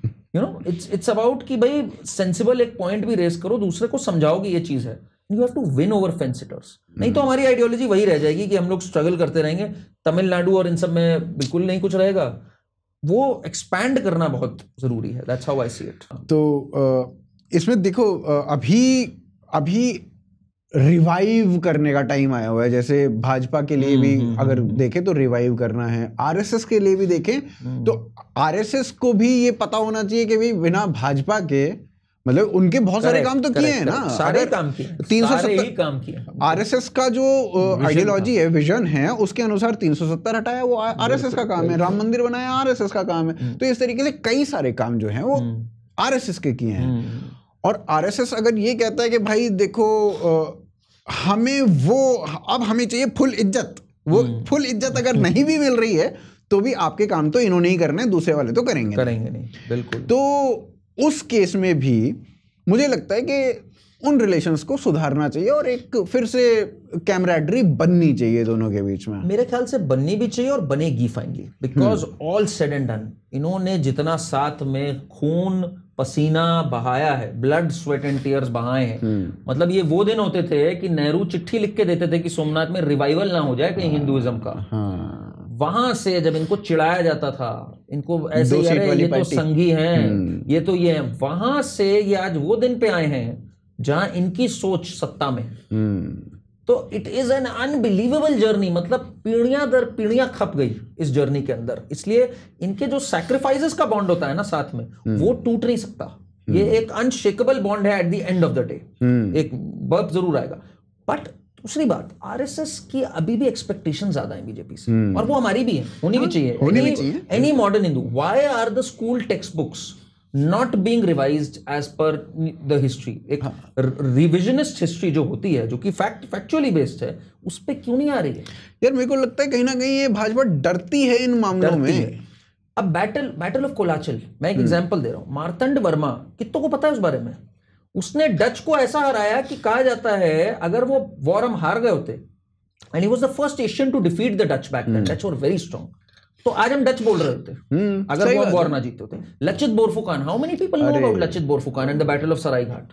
हमें वो वॉर्स क्यों पढ़ाई जाती है जहां पर कुछ हुआ हो कि पृथ्वीराज चौहान जी के साथ ये हो गया था, या बैटल ऑफ पानीपत हो गया? हमें क्यों नहीं पढ़ाई जाती भाई बैटल ऑफ सरायघाट? जहां हम हारे हैं वही पढ़ाया जाता है। यार मेरे को ये बताओ ना, हमने मतलब 500 साल तो मुगलों को भगा के ही रखा है ना, खदेड़ दिया बप्पा रावल ने। बप्पा रावल 500, और वो उनके एंसेस्ट्री 500 साल तक। रावलपिंडी नाम बप्पा रावल पे पड़ा हुआ है। मतलब मैं वही बात है ना कि एक सिविलाइजेशन, आज सारी सिविलाइजेशंस खत्म हो गई, माया, एस्टैक, मेसोपोटामियन, रोमन, कहां गई है? हम हैं और हमें पढ़ाया जा रहा है, हम सिर्फ हारे हैं। मतलब हारने के बाद हम कैसे बचे हुए हैं, ये एक मिस्ट्री है। यार करण भाई, मेरे हिसाब से ना इसमें भी साली दिक्कत है कि हमें ये तो पढ़ा दिया गया कि यूनान, मिस्र, रोमा सब मिट गए जहां से, क्या बात है कि हस्ती मिटती नहीं हमारी। अब हम साला उसमें घुसते, हम तो मिट ही नहीं सकते भाई, ये सब मिट गए, हम चौड़ में, ये सब तो मिट गए, हम नहीं मिट सकते। साला तुम्हारा जो हाल हुआ बड़ा है अभी, उत्तराखंड को देख लो, कम से कम 20 गांव ऐसे हैं जहां पे तुम माइनॉरिटी में आ चुके हैं ना। हिमाचल में तो चलो अभी हिमाचल में वो जो एरिया है, क्या नाम है उस एरिया का? सिंगोली। हाँ, वो एरिया में जो गंद मच गया है इस समय, वो एक मस्जिद है वहां पे जिसमें 50 से 100 लोग रात को सोते हैं। ठीक, 22 इंसिडेंट्स हो चुके हैं वहां पर चेन स्नैचिंग के, करीब 5 इंसिडेंट्स हो चुके हैं मारपीट के, 2 अबडक्शंस हो चुके हैं। Women are scared to get out in that Singoli market area. Now this has been happening from 2010। हल्के कोविड में बढ़ गया था ये। तो इस पे क्या कर रहे हो आप? वही। और एक बात जो है, मैं अभी भी बोलता हूं, our history books need to change, और RSS is very clear about it कि भाई ये क्यों नहीं चेंज कर रही भाई? आप क्या टीवी स्टूडियोज ही में बताते रहोगे हिस्ट्री क्या? वही ना, आप सुधांशु त्रिवेदी को भेज देते हो, वो 2-4 हिस्ट्री के वो बता देते हैं, भाई उसको किताबें में डाल दो, हम भी बोलें। क्यों नहीं डाला जा रहा है? ये एक प्रॉब्लम है आरएसएस को और एक मॉडर्न हिंदू को भी टुडे। आज आप बिलीव करो, मुझे इतनी शर्म आती इस पे, मैं आपको बताऊं, हम लोग से ज्यादा research foreign universities are doing on Saraighat. बिल्कुल। टुडे जो वॉइस असिस्टेड एआई है, राइट, इंग्लिश में, हिंदी में, बाकी सब में, हिंदी में नहीं, इंग्लिश में, हिंदी में भी थोड़ा बहुत, आपके एक्सेंट्स चेंज होंगे, आपका सिंटेक्स चेंज होगा, फोनेटिक्स चेंज होंगे। संस्कृत में सेम श्लोक पढ़ा जाएगा सेम तरीके से, चाहे वो उत्तराखंड में चले जाओ, चाहे वो साउथ में चले जाओ, सारे टेम्पल्स में शिव जितने हैं आपके।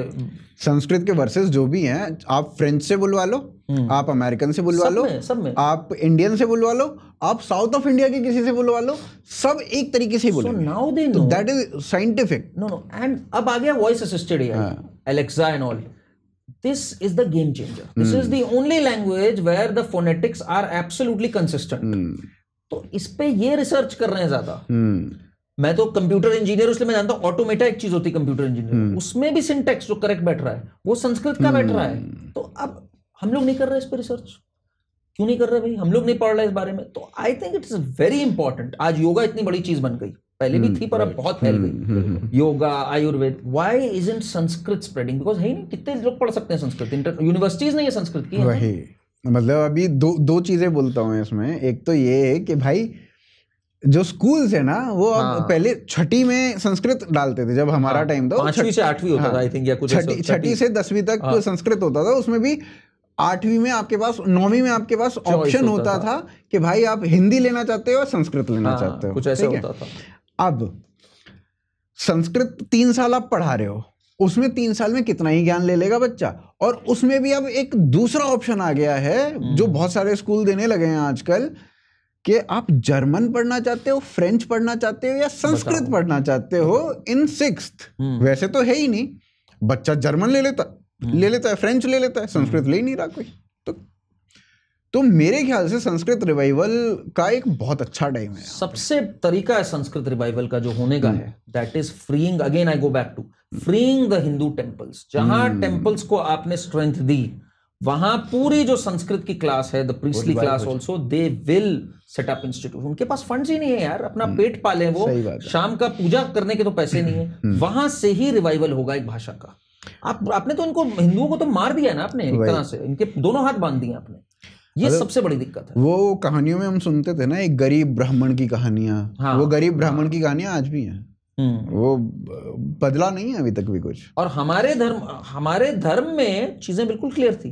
जो 4 पुरुषार्थ हैं, धर्म अर्थ काम मोक्ष. अर्थ चाहिए हमें. कभी नहीं कहा गया गरीब ब्राह्मण. बिल्कुल. अर्थ भी चाहिए, धर्म भी चाहिए, काम भी चाहिए, मोक्ष भी चाहिए. तो इस तब आके पूरी चीज कंप्लीट होती है. तो ये जो हमें सिखा दिया ना पैसिफिस्ट, अहिंसा से सब हुआ, ये शात्रा स्पिरिट जो है हमारी, that should not go missing. We've not been taught the correct history. We've not been given control over our temples.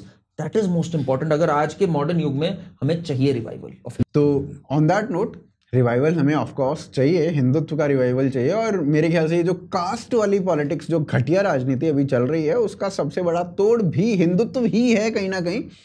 अगर आप हिंदू बन जाओगे तो आप कास्ट भूल जाओगे. जब कास्ट भूल जाओगे तो कोई आपको कास्ट के नाम पर डिवाइड नहीं कर पाएगा, और डिवाइड एंड रूल वाला जो पॉलिसी है वो नहीं चल पाएगी. तो उस चीज़ को हमें समझना होगा. और ये जो शो है करण भाई के साथ, हम ट्राई कर रहे हैं कि हर महीने इस तरीके के एक शो को लेके आए जिसपे हम बहुत सारी चीज़ों के ऊपर बात कर सकते हैं. जैसे इकोनॉमी हो गई, हिंदुत्व हो गया, हिस्ट्री हो गई, बहुत सारे मुद्दों के ऊपर इस पे बात होगी. और आपके साथ फिर से जुड़ते रहेंगे करण भाई के साथ. और ये जो बुक्स हैं करण भाई की, एक तो Dhruv love story of an alchemist, ये, और एक जैक एंड मास्टर, ये दोस्तों की कहानी. ये दोनों ही मैं आपको डिस्क्रिप्शन और पिन कमेंट में दे दूंगा. अगर आप पढ़ना चाहें तो बिल्कुल इन बुक्स को पढ़िएगा. और करण भाई, आप दूसरी कोई बुक लिख रहे हो? अब लिख रहा हूँ कुछ. अब की बार नॉन फिक्शन सोचा है. Something about our civilisation, something about our culture. I think it's only natural कि इसके ऊपर इतनी बातचीत हो रही है कि अब इसी पे आए कुछ. हाँ, तो अगली बुक जब भी आएगी, will start promoting it on this particular show.